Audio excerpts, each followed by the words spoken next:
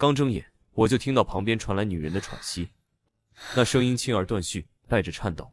我偏头借窗外微光，看清了她那张脸，即便昏暗中也漂亮的刺目，锁骨上的青紫，触目惊心。这是怎么回事？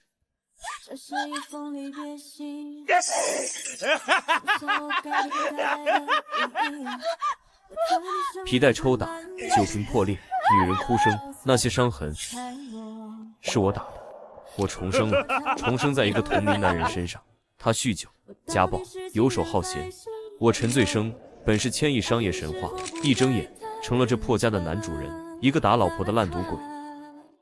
你醒了？是不是睡不着？我去给你倒杯茶。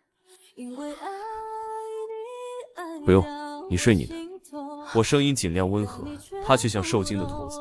只是看他赤脚踩在冰凉水泥地上，走到门口时，下意识回头看的不是我，是墙角的女儿。徐梦看女儿那一眼，眼神里的东西让我这个见惯尔虞我诈的商人，心脏像被人狠狠攥住。上辈子我谈过上百亿的生意，见过各国政要，睡过无数投怀送抱的女人，我以为什么都见识过了，但从没见过这样的女人，被伤成那样。醒来第一件事是小心翼翼，怕吵醒打她的男人；第二件事是看女儿有没有睡好。我坐起来揉太阳穴，记忆还在不断涌进来。他好赌，赌输了就打老婆。你给我闭嘴！你这个贱人，干坏我的好事！打得最狠那次，徐梦在床上躺了3天，还得爬起来给他做饭。他游手好闲，家里全靠徐梦在菜市场摆水果摊，一月挣2、3千，被他拿去赌，输了回来继续要。他连女儿都不管。倩倩发烧39度，他在牌桌上接电话回一句：打牌呢，死了再告诉我。最后是昨天，哥又输了。没事，徐梦抵给你，值多少你说。徐梦能值几个钱呀？怎么不值？长得漂亮，不信明天来看，我让你看。今天牌友就要上门来看货了。我闭上眼睛，深吸一口气。徐梦端来茶杯，这时倩倩在梦里不安的哼唧。我掀开蚊帐，接过茶杯，进来吧。蚊子飞进来咬到孩子不好。徐梦猛地抬头看我，完全不敢相信那个非打即骂的男人会说出这种话。他上床哄睡倩倩，背对我躺下，身体微微绷紧。过了好一会儿才极小声道：睡不着吧？我嗯了一声。他想得到信号，手指颤抖着移向睡衣纽扣。床有点响，你轻点。声音里是认命似的麻木。我脑袋嗡一声，瞬间明白了，原主居然让妻子在女儿身边，用这种方式平息他可能爆发的怒火。强烈的恶心和怒火冲上脑门，紧接着是更汹涌更尖锐的心疼。我一把抓住他解扣子的手。徐梦，我看着他的眼睛，第一次认真叫他的名字。听着，以后不需要这样。他浑身剧烈一颤，眼睛瞪得极大，满是震惊、困惑，还有一丝不敢流露的微弱希冀。睡觉，我带你和倩倩过点像样的日子。话出口，我心里的计划已经清晰了。天刚亮我就醒了，不是习惯，是胸腔里那股想立刻改变的冲动，烧得我睡不着。徐梦正用最轻的动作抱倩倩下床，看见我睁眼吓了一跳。对不起，是我自己醒了。我坐起身，今天我去送倩倩，然后跟你去摊位。摊上最近生意不好。我知道他以为我又要拿钱，恐惧已成他的本能，但这次我没解释，起身走向厨房。冰箱里只有几个鸡蛋，一碗冷饭，空得让人心酸。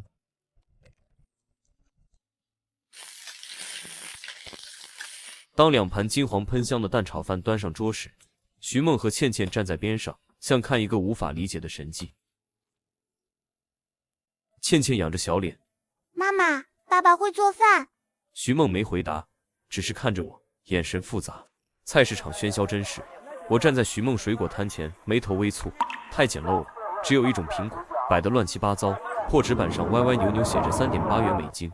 隔壁卖菜大妈扯嗓子喊：哎呦，醉生今天来帮忙了，太阳打西边出来了。我连眼神都没给他，脑子在飞快转，品类单一毫无竞争力，定价死板，利润太薄，客流稀疏，完全没吸引力。徐梦要去补交管理费，临走不安地看我一眼，小声说：苹果3块钱斤的。知道了，去吧。他1步3回头的走了。我蹲下捡起那种薄薄红色塑料袋，掂了掂，又看周围步履匆匆，对着小摊视若无睹的人群，一个瞬间引爆需求的方案清晰浮现。我扯过电箱子的硬纸板，捡起地上记号笔，写了2行大字，然后毫不犹豫撕下那块3.8元旧招牌，把新招牌立在最显眼位置。隔壁大妈伸头一看，直接笑岔气，20块钱一袋，随便装。陈醉生，你脑子真被酒精泡坏了，这不得亏得你裤子都没了。我缓缓站起身，笑着看她，阿姨，算账不能只算斤两，我要的不是这一袋苹果能赚多少，是要在最短时间清空库存，回笼资金，彻底盘活这死气沉沉的摊位。新招牌很快起了作用，一个大叔凑过来，老板，真20块一袋随便装，不会酸吧？我随手拿起苹果，利落剥开递过去，尝尝，甜不甜你说了算。他尝了，二话不说，抢过袋子就开始装，恨不得把袋子撑炸。我淡然笑了笑，袋子提得走，苹果就是你的。这句话像打开了闸门，人群轰的一下围了过来。20块钱不多，但随便装3个字瞬间点燃人性里最原始的冲动。隔壁大妈笑容僵在脸上，嘴巴张着，看着疯抢的人群和飞快减少的苹果，手里的秤砣掉了都没想起来捡。徐梦交完钱，心事重重往回走，离老远就看见自家摊位被人群淹没了，吓得脸都白，以为我又搞出什么祸事。他拼命挤进来，看到的景象却让他愣住了。他看我站在摊位后，没有低声下气，也没有暴躁发火，就那么稳稳站着，收钱递袋子，而周围的人像疯了一样在抢他的苹果。那些以前一天都卖不掉多少的苹果，正以肉眼可见的速度消失。当他看到20元一袋随便装的招牌时，脸都白了。你疯了！20块钱随便装，我们要亏死的。放心，我指着那些塑料袋，撑死装5斤，咱们稳赚。你看他们，觉得自己占了便宜，抢着送钱呢。他愣了，看向排队的人，卖了多少了？快500了。500。他眼睛瞪圆望着我，像在看一个陌生人。苹果快见底了，后面还排着长队。我问他补货吗？排队的人立刻嚷起来：“老板，快去进货啊！”徐梦赶紧打电话，按我的意思，直接要了一整车。供应商老李开车过来，看到这场面，啧啧称奇。快到接倩倩时间了，一车苹果卖掉了大半。真不错啊！老李捻着手指算，震惊道：“乖乖，今天得卖了1000多斤。”徐梦不敢相信。多少？营业额大概4300。我接话，这点小钱不值一提，但却是这个家重新站起来的第一步。徐梦恍惚了，他以前1个月都难赚到这个数。收拾完摊子，我拉着徐梦去买菜。鱼肉排骨花了快300。徐梦嘴唇动了动，没说话。我知道他心疼，但今天我们必须庆祝。接到倩倩，爸爸妈妈，小丫头看见我手里提满了菜，欢呼雀跃。爸爸，我们要吃大餐吗？对，糖醋鱼、红烧排骨。我弯腰蹭蹭他小脸。好耶，最爱爸爸了。他围着我蹦蹦跳跳。徐梦看着我们，眼神柔软下来。曾几何时，这个家只有沉默和恐惧，现在终于有了一点温度。我们仨有说有笑往家走，倩倩叽叽喳喳，徐梦脸上带着浅浅笑意。这画面就是我重生后想要的一切。路过巷口杂货铺时，倩倩突然拽了拽我衣角，眼睛亮晶晶指着店里一个玻璃缸。爸爸看，小金鱼，红红的，好漂亮呀。那只是几块钱一条的普通金鱼，但在倩倩眼里却是珍贵的宝贝。好，爸爸给你买。徐梦回头，我先回去洗菜，你们快点回来。他提着菜，脚步轻快走向10几米外那栋破旧筒子楼。我抱着倩倩在杂货铺前挑选，就在我付钱时，眼角余光瞥见几个身影晃到我家门口，堵住了正拿钥匙开门的徐梦。我心里一沉，嫂子，等你好久了。徐梦明显吓了一跳，后退一步，警惕地看着他们。想干什么？黄毛嬉皮笑脸的凑近，就是来提醒嫂子一声，你男人陈醉生昨晚牌桌上手气背，就拿你来抵账，让兄弟们乐呵乐呵。徐梦身子一晃，手里的菜掉在地上，他脸色瞬间惨白，整个人像被抽空了所有力气。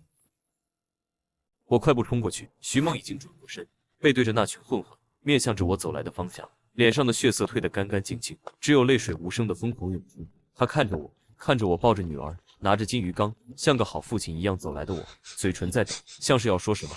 然后我听见，陈醉生，你用1晚上加1白天演这么一出戏，就为了让我自己去跳这个火坑？他猛地弯腰，捡起地上刚买的菜，用尽全身力气，狠狠朝我砸来。我恨你，我要跟你离婚！菜砸在我身上，散落一地。倩倩被吓坏了，哇的一声哭出来。妈妈，不要打爸爸。我还没来得及开口，徐梦转身就往屋里冲，但他没冲进去，三角眼一把抓住了他的手腕。哎，弟妹，别急着走啊！他的手往上摸，咧着嘴笑。你男人可是白纸黑字，今晚你得跟我们走。我看见徐梦整个人僵在那儿，脸上的恐惧比刚才更甚。那一瞬间，我心里有什么东西炸开了。放开他！声音冷下来的时候，那是在伤海里沉浮10年萃出来的东西，这些混混没见过。一巴掌扇在三角眼脸上，他踉跄几步，嘴角溅了血。他捂着脸，愣了，所有人都愣了。给我弄死他！他反应过来，疯了似的扑上来，拳头挥过来，我侧身躲开，一脚踹在他肚子上，他惨叫着倒飞出去，全在地上干呕。剩下3个骂骂咧咧冲上来，我动作很快，平腕摔肘，顶膝，全是学的搏斗术，招招朝着冲出去。不到1分钟，4个人全趴在地上。我听见身后倩倩举着小拳头喊：“爸爸加油，打坏蛋！”徐梦没出声。我走到三角眼面前，一脚踩住他胸口，俯视着他，听着，赌，我戒了，以前的账一笔勾销，再敢来，我见一次打一次，懂？他还在嘴硬。你欠钱不还，我们报警！报警！我笑了一声。聚众赌博，赌资巨大，是什么罪要我告诉你吗？我手机里可有证据，要不要我帮你报？他们脸色瞬间白了。对不起，陈哥，我们错了，这就滚！等等，我叫住他们，回头看了徐梦一眼，他还在发抖，给我老婆道歉。那几个人憋屈的要死，但还是低了头。对不起，弟妹。走吧。我一脚踢开三角眼，他们连滚带爬跑了。世界安静了，我转过身看着徐梦，他脸上泪痕未干，身体还在抖，看我的眼神里有恐惧，有怀疑，还有深深的受伤。我心里像针扎一样疼。我走到他面前，看着他的眼睛，一字一句说得很重。徐梦，以前那个陈醉生是个人渣，他做的那些事，死1万次都不够。我不求你立刻原谅，我只求你再给我一次机会。我用我的命发誓，从今往后，我陈醉生要是再让你和倩倩受一点委屈，我不得好死。徐梦望着我，眼泪大颗大颗往下掉，他嘴唇动了动，最后红着眼吼了一句：“陈醉生，你太混蛋了，我不会再信你的。”说完，他拉着倩倩冲进屋，砰的关上。他没再提离婚，这就够了。开门进了厨房，很快糖醋鱼和红烧排骨的香味飘满了屋子。我把饭菜端到卧室门口，敲了敲门：“饭好了，生气别饿着孩子。”我睡客厅，放下托盘，我转身离开。门里传来倩倩小小的声音：“妈妈，好香。”过了一会儿，我听见细微的碗筷声。我躺在硬沙发上，望着天花板，路还很长，但方向从未如此清晰。守护他们，让这个家真正好起来。吱呀，卧室门轻轻开了一条缝，我闭上眼，假装睡着。几秒钟后，门又轻轻合上了，但这一次没锁。我嘴角微微扬起。接下来几天，我天天陪徐梦出摊，20元一袋随便装，成了菜市场的风景线。苹果每天稳定卖出1000多斤，不到1周，徐梦卡里多了整整1万块。夜里他常常失眠。后面几天销量开始下滑，我又出新招，进点车厘子、蓝莓。他皱着眉，以前试过，根本卖不掉。这次不一样，我把摊位分成2档，低档15一斤，有苹果、水蜜桃；高档25一斤，车厘子、蓝莓任选。所有水果洗净切块装盒，加1元无限酸奶，再加1元送1斤苹果。新摊位干净清爽，在乱糟糟的菜市场里格外扎眼。当天营业额突破3000，更让我满意的是，买高档水果的人比低档的还多。收摊时他忍不住问我为什么？我看着他笑，因为贵的让他们觉得更占便宜，差10块钱就能随便拿高档货，谁不心动？做生意玩的是人心。他啐道：“就你会说。”嘴上嫌弃，嘴角却忍不住翘起来。这一周我们又赚了1万多。他看我的眼神开始渐渐恢复光亮。这天接倩倩回家，在门口看见一个西装笔挺的男人，徐梦的大哥徐海。哥，徐梦惊喜地跑过去，徐海简单看了他一眼，目光就像刀子一样扫过来。小陈，陪我去买包烟。我知道他有话要说，走到停车场，他指着一辆宝马，这车20多万，你觉得怎么样？还行。他掏出一张银行卡，拍在我手里，里面20万，车也给你，明天跟小梦离婚，孩子归他，车子和钱归你，从此两清。听到徐海的话，我摇了摇头，大哥，我现在不一样了。狗改不了吃屎。徐海脸色骤冷，小梦在我们家是掌上明珠，跟了你过的什么日子？喝酒赌钱，你配得上他吗？嫌钱少开个价。怒火蹭的窜上来。我知道他骂的是原身，可这些话还是扎人。再给我几个月。你连曼迪都不如。他打断我，乡下来的土包子，真以为上过大学就是城里人了？要不是小梦当年瞎了眼，你算什么东西？你们这种人不就是想攀高枝捞钱吗？娶个漂亮老婆有面子是吗？你配吗？我攥紧了拳头，又慢慢松开。我是农民出身，让你家丢脸。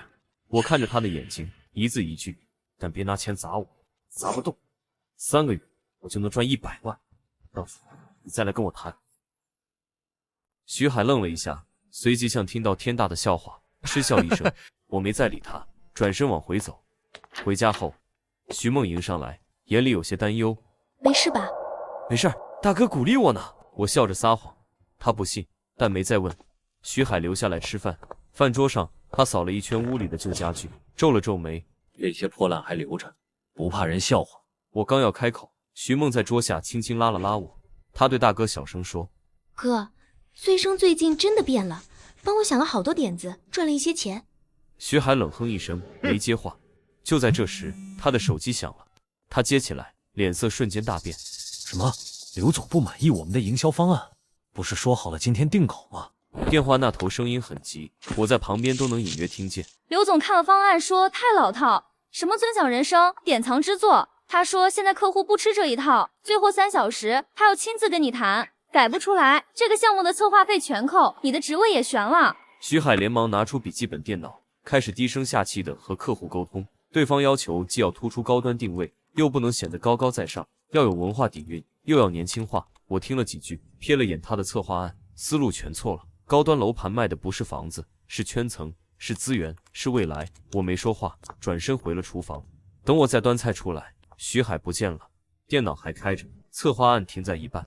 大哥出去打电话了。徐梦忧心忡忡，这一单要是丢了，他工作都可能保不住。听说这个楼盘是他们公司今年最重要的项目。倩倩忽然扬起小脸。爸爸，你比舅舅厉害吗？除非你证明给我看。我笑了，坐下，移动鼠标，直接把徐海没做完的策划案全选删除。你疯了！徐梦惊呼。没保存吗？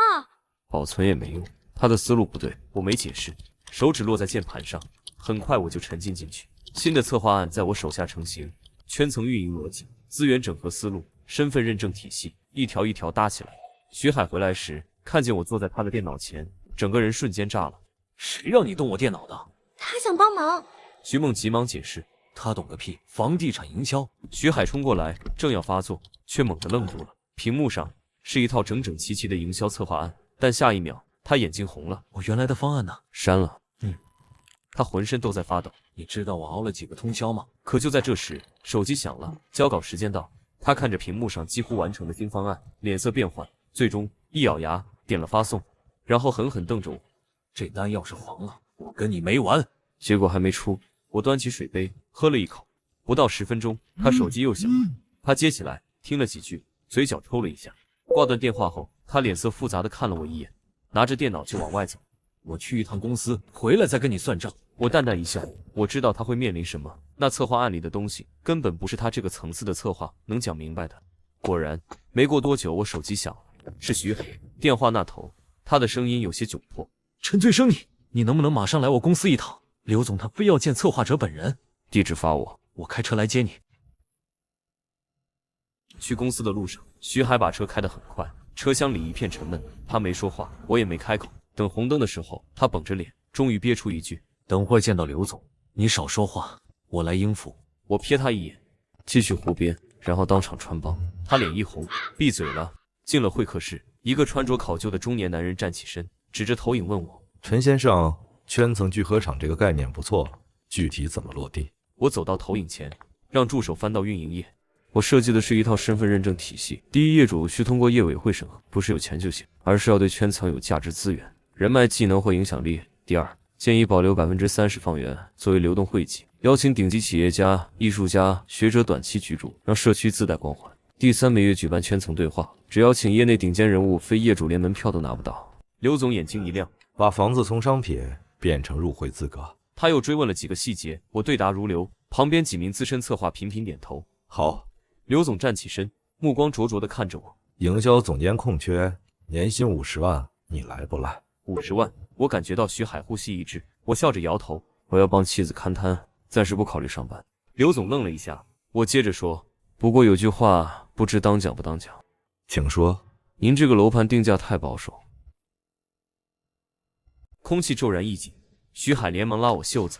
刘总眯起眼，陈先生什么意思啊？现在市场行情，我们定价已经是区域最高了。如果我没猜错，您准备的开盘价是每平8万5，对吧？我顿了顿，我建议提到12万以上。会议室里响起一阵低低的吸气声，有人已经开始摇头。刘总沉声道：“陈先生，你可能不太了解市场，这个区域超过9万就难卖了。”现在是这样，我走到窗边，指着楼盘东侧那片空地。第一，上周发改委的会议纪要提到加密东部新城轨道交通网络。第二，新任市长上个月在建设系统座谈会上的发言，强调缩短新开发区域主城通勤时间。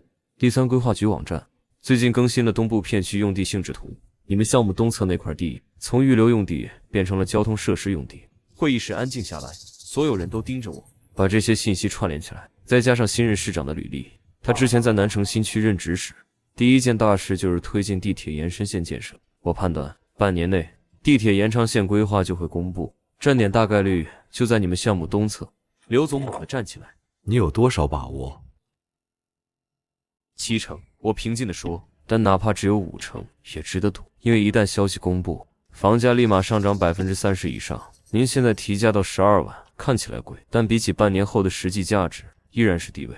我看向刘总，更重要的是，一旦地铁消息公布，周边的刚需盘会大量入市。您如果还守着8万5的价格，就完全失去了圈层楼盘的定位优势。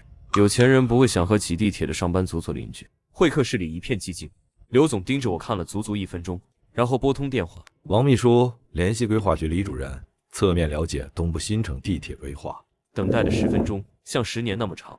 电话响了，刘总接起来，听着听着，脸色越来越沉，最后他只说了一句：“确认了。”好，我知道了。他挂断电话，看向我：“来我公司当营销副总裁，年薪100万，你来不来？”年薪100万。我看见徐海脸色通红，整个人都僵在那里。我还是摇头，没兴趣上班，我想多陪家人。刘总看了我半晌，苦笑：“人各有志，但这项目我还是想请你做顾问，费用你开。”我看向徐海，其实徐策划基本功扎实，方案理念他已经吃透了。刘总不妨和他对接。徐海愣住了，他看着我，眼睛里全是难以置信。刘总想了想，终于点头：“好，那这个项目就拜托2位了。”走出公司，徐海还像在梦里。他忽然问：“100万年薪你都不要？地铁消息真是你自己分析的？”新闻都摆着。我说：“家里水果摊离不开人。”他沉默了几秒，声音有些发颤：“你知道100万是什么概念吗？我拼了8年才到这个数的一半。”大哥，这单成了，你在公司就是功臣。我拍拍他，以后路会宽很多。我上车离开，后视镜里他站在原地看着我离开的背影，久久没动。晚饭时，徐海又来了，我主动举杯，以茶代酒。大哥，为我以前做的那些混账事，我郑重道歉。徐梦愣住了，筷子停在半空。我知道他在想什么。从前的陈醉生只会混账到底，什么时候道过歉？徐海有些不自在地别过脸去。徐梦看了看他，又看了看我，忽然开口：“哥，你是不是又说什么了？”我笑了笑，大哥只是提醒我要上进。徐梦放下筷子，认真看着徐海：“哥，人是我选的，路是我走的，再苦的果我自己咽。你们要是真为我好，就别再说那些让我为难的话。”灯光下，他眼里有种认定了就不回头的倔强。徐海举起杯，一饮而尽。他叹了口气，没再说话，匆匆吃完就走了。送走他，我转身，徐梦正看着我：“你今天特别不一样。”“哪里不一样？”“说不上来。”他歪着头，就是觉得一个好长的噩梦真的醒了。夜深了，我像往常一样在客厅铺沙发。徐梦抱着被子从卧室出来，走到门口停住了。他回头看我：“睡沙发上瘾啊。”他抿嘴一笑，转身进了屋，门没关。第二天一早，徐梦带倩倩去看新幼儿园，我在家盘账，盘算着下一步。近中午，手机突然响了，接通，是徐梦带着哭腔的声音，背景嘈杂：“醉生，快来市人民医院，倩倩突然喘不过气，现在在抢救室。”我脑子嗡的一声，扔下一切冲出门。医院里，徐家人已经到了。老丈人徐正奇一看见我，怒气冲冲地走过来：“陈醉生，你看看你把孩子耽误成什么样了！医生说这病早就该查出来。”护士连忙拦住：“家属请保持安静。丈母娘顾曼如红着眼走过来，声音发颤。医生说是特发性肺动脉高压，一种罕见病。现在用的药只是暂时维持，需要一种特效靶向药，进口的，1个月就要3万多，而且需要长期服用。我心脏像被狠狠攥住，肺动脉高压，怎么会？徐梦扑进我怀里，哭得浑身发抖。医生说可能早就有了，症状不明显，都是我没注意。他有时候说累，我以为是玩累了。现在说这些有什么用？徐正奇声音发冷。治病要钱，特效药1个月3万，你们拿得出来吗？顾曼如看着女儿，小梦，听妈一句劝，离婚吧，离了，倩倩的药费我们徐家管。徐梦猛地抬头，妈，你说什么？你还想跟着他受苦？你看看孩子。顾曼如也哭了，这药不能停，停了病情会急剧恶化。徐梦看着抢救室紧闭的门，眼泪止不住的流，但他狠狠抹了把脸，站直了身子。妈，我说过了，人是我选的，路是我走的，再苦再难，我们自己扛。你扛得起吗？徐正奇怒道，1个月3万多，这药还不知道要吃多久。我把徐梦护到身后，直视徐正奇，钱的事我们会想办法，不劳您操心。想办法？你能想什么办法？徐海忍不住开口。刘总那边年薪100万的工作你拒绝了，现在我有我的办法。我打断他，倩倩是我们的女儿，我们会负责到底。徐正奇盯着我看了很久，忽然冷笑一声，好，你有骨气，那你们自己扛吧，走。徐家人走了，徐梦靠在我肩上，小声啜泣，肩膀不住的颤抖。别怕，我轻拍他的背，有我在。可是药费……他抬起泪眼，1个月3万，我们……钱都不是事。我望向窗外，你照顾好倩倩，其他的交给我。缴费窗口前，我看着手里的银行卡，那里面是我们起早贪黑，一分一分攒下的。但我知道，要治好女儿，这点钱远远不够。前世我能从一无所有做到千亿帝国，这一世为了这个家，我必须立刻赚到足够的钱。医院的走廊上，我在脑子里疯狂搜索一切可能快速赚钱的记忆：期货太慢，古董水太深，赌石需要渠道。这时，一个极为隐秘的片段忽然清晰起来：某地下赌盘的虚拟赛马板块存在一个奖金预支漏洞，有人利用它3天内套走200多万，直到网站对账时才发现异常。漏洞的原理并不复杂，但需要精准的操作时机。这个网站为了刺激下注，在虚拟比赛进行到最后30秒时，系统会根据实时赔率，提前把可能赢得的奖金显示为用户可用余额。关键就在于，在这最后30秒内，如果用户用这笔虚拟余额去其他即将结束的比赛里下新注，系统竟然会通过验证，只要操作得当，就能用很少的真实本金，撬动几10倍的虚拟资金进行连环下注。当所有比赛结算完毕，只要最后一注赢了，盈利就是真实的。简单说，就像赌场里，你押100块，荷官看你要赢了，先推给你1000块筹码，说这可能是你的，你转身就用这1000块筹码在另一桌下注，并且赢了，赌场最后只能认账。而我知道这个漏洞的具体操作窗口、触发条件和规避风控的方法。更重要的是，现在这个时间点，漏洞还无人知晓。我看了一眼医院走廊的时钟，下午2点20，转身，我快步走出住院部。医院附近有一家老旧的网吧，烟雾缭绕。我开了一台最角落的机子，登录的是一个看似普通的体育资讯网站，但我知道隐藏的入口。通过3层跳转，最终进入一个界面简陋、只有文字和简单动画的页面。幸运赛马，虚拟赛马，每场3分钟。我深吸一口气。第一步，注册新账户，用随机生成的用户名。第二步，充值。网站支持几种隐蔽的第三方支付渠道，我选了一种小额分散充值的方式。5分钟后，5000块本金到账，账户余额5000.00，时间2点40分。第一场虚拟赛马开始，我下注1000块买3号马独赢，赔率2.5。比赛模拟进行到最后40秒，3号马从第5名追到第2。这时，系统界面右下角我的可用余额忽然跳动了一下，从4000变成了5500。他把1000块下注可能赢得的1500块盈利提前加进去了，但我没动，这是正常显示，还不是漏洞。比赛结束，3号马以微弱优势赢了，真实结算盈利1500，账户余额6500。第二场2点45分，我下注2000块买连赢，猜前2名马匹，赔率3.2。最后30秒，系统再次提前显示盈利，我的余额从4500跳到了11400，4500加2000乘以3.2。关键来了，在比赛还剩最后25秒时，我迅速切换到另一个即将结束的虚拟足球小盘口，用那11400的全部余额下注最后5分钟有进球，赔率 1.8， 系统通过了验证，下注成功。漏洞确实存在，他把预计算的盈利当成了真实可用的资金。我的心跳开始加速。赛马比赛结束，连赢中，盈利4405。足球比赛结束，第89分钟，虚拟球员一脚远射破门，盈利20520。账户余额瞬间变成了5000减3000加4400加20520，26920。不到10分钟，5000变27000。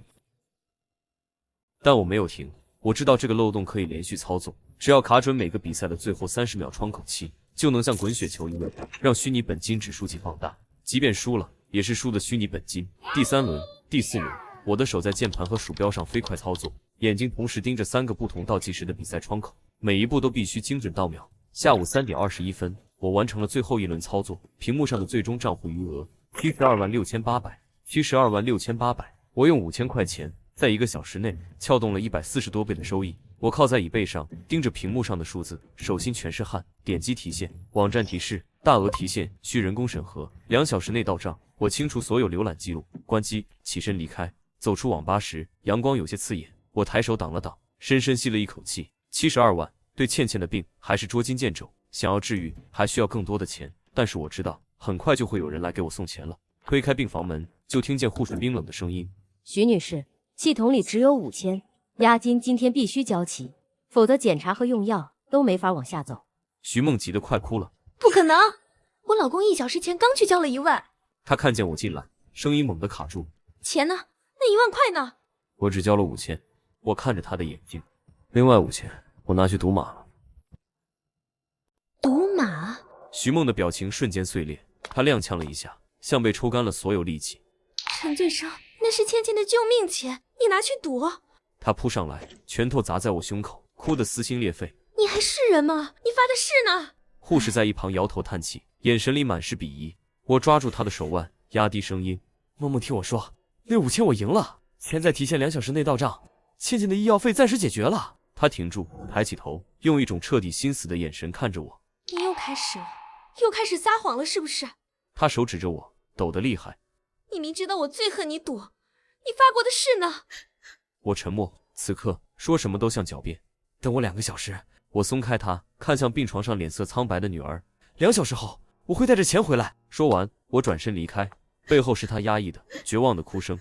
我买热粥回来时，徐梦趴在床边，像是睡着了，但颤抖的肩膀出卖了他。倩倩醒着，小小的身子插着管子，看见我，她努力扯出一个虚弱的笑。爸爸，倩倩乖。我俯身，轻轻碰了碰她的小脸。爸爸一定打败病魔，带你去最好玩的游乐园，吃比云还大的棉花糖。倩倩眼睛亮了亮，小声说：“我要和爸爸妈妈一直在一起。”徐梦抬起头，眼底一片猩红。她看了看女儿祈求的眼神，又看了看我，最终只是极其疲惫的长长叹了口气，接过粥碗：“你先去办事吧。”她声音沙哑：“这里有我。”我知道这是她给我的最后一点余地。我看了眼时间，等我走出病房，我没有回头。我从医院出来，正准备去银行，一辆黑色奔驰突然横在我面前，车门拉开，2个面无表情的黑衣男人走下来。陈先生，顾老板请你上车聊聊。动作真快，我点点头，上了车。车内空间宽敞，一个40多岁、穿着考究西装的男人坐在我对面，他五官并不凶恶，甚至有些儒雅。顾卫东，前世我跟他打过不少交道，甚至有过合作。陈醉生，他抬眼看我，手很潮啊。我那套破系统养了7、8个程序员看着，3年都没出过岔子，你一上来就给我捅了个窟窿。说说怎么发现的？我靠在椅背上，迎着他的目光。顾老板开赌盘的，还怕人赢钱，系统有漏洞是你们自己的问题，我凭本事赢的钱，怎么想赖账？顾卫东眼睛眯了一下，70多万，我顾卫东还不至于玩不起。他笑了笑，钱你可以拿走，但你不能一点代价都不付。我知道他在试探我的底细，前世我对他知之甚详，但现在底牌不能全亮。我笑了笑，行，我也不白拿你的钱，就送你一条消息，如何？啊？顾卫东挑眉，说说看。关于你家老爷子顾长庚老先生。顾卫东手里的扳指停住了，他最近是不是偶尔胸闷，左肩臂发麻？我语气平静，建议马上做冠脉 CTA，重点查左前降支中段。常规体检查不出非钙化斑块。顾卫东瞳孔微缩，他看了我几秒，立刻拨通电话。王院长，麻烦安排我家老爷子做紧急心脏检查，冠脉 CTA， 重点左前降脂。对，现在。车内陷入沉默。40分钟后，电话响了。顾卫东接起，脸色骤变。挂断后，他看向我的眼神彻底变了。左前降脂重度狭窄，超过85%，再晚就没了。陈醉生，你到底是谁？这不重要。我迎着他的目光，我的钱和安全。钱马上解冻，在我地盘。顾卫东盯着我，没人能动你。不过，你这种人不会只为70多万冒险。你还有话没说吧？果然敏锐，确实还有一条消息。我看着他的眼睛，关于一个你找了10几年没找到的女人，以及她身边那个你大概不知道存在的孩子。顾卫东猛地坐直，儒雅尽失，眼神里全是震惊。你说什么？她在苏城嫁了个中学老师，生活平静。我压低声音，带着个女儿，7岁，生日6月17日。顾卫东脸色惨白，手指微微颤抖。那个日期，那个年龄，他懂了。你要什么？他声音沙哑。500万，消息归你。阿强，立刻转账。顾卫东转身吩咐。10分钟后，手机震动，银行入账的短信。我将手机编辑好的详细信息发给了他。交易完成。我拉开车门，我女儿在医院，需要绝对安静，别让任何麻烦找上门。顾卫东重重点头。医院那边我会安排最好的资源。车门关上，奔驰驶离。我站在医院门口，卡里已有572万，欠的医药费够了。我握紧手机，快步走进医院大楼。我以最快速度冲进病房，推开门，徐梦不在，岳父徐正奇坐在床边，脸色铁青。自己女儿病成这样，你当街的到处乱跑。我没理他，走到床边摸了摸倩倩额头，低声问：妈妈呢？说出去办事儿，让我守着。徐正奇冷哼：你们夫妻俩一个比一个跑得快，几个小时不见人。我心猛地一沉，徐梦绝不会在这时候丢下倩倩几个小时。我立刻拨他电话，无人接听。徐正奇也察觉不对，梦梦怎么不接？这时走廊传来保洁阿姨的骂声：这帮缺德的又在厕所贴代孕中介小广告，这种钱也敢赚？代孕，可怕的念头瞬间涌上来。徐梦不会，不，她不会这么傻。可下一秒，我想起了她红着眼倔强的模样。她会，她真的会。我转身冲出病房。你去哪儿？医院还催医药费。徐正奇在后面喊：医药费我交了，你看好倩倩。我狂奔到女厕所，不顾里面尖叫，一间间推开隔间。第3间，墙上贴着歪扭的电话和高薪招孕母，预付30万。我立刻拨通，我要找人代孕。我压低声，语气冷硬：急要孩子，钱不是问题。对面女人警惕：先生，您打错了。别装。我冷笑：我太太不能生，我要个男孩，最好选性别。沉默几秒，对方语气热络起来：老板您真灵通，我们能做，不过价格。钱不是问题。我打断，但我要挑人，做过代孕的不要，要全新的，没生过最好，年纪不大，身体健康，基因好。全新现在没现成的。对方为难：真的没有。我提高声调，对方明显一愣：您怎么知道？我有渠道。我冷冷道：地址给我，现在过去看，满意价格翻倍。翻倍？他声音都变了。老板您说真的？我赶时间。我瞥了眼手表，20分钟内到，新货给我留着。要是已经签合同开始流程，这生意就算了。没签正式，刚初步检查。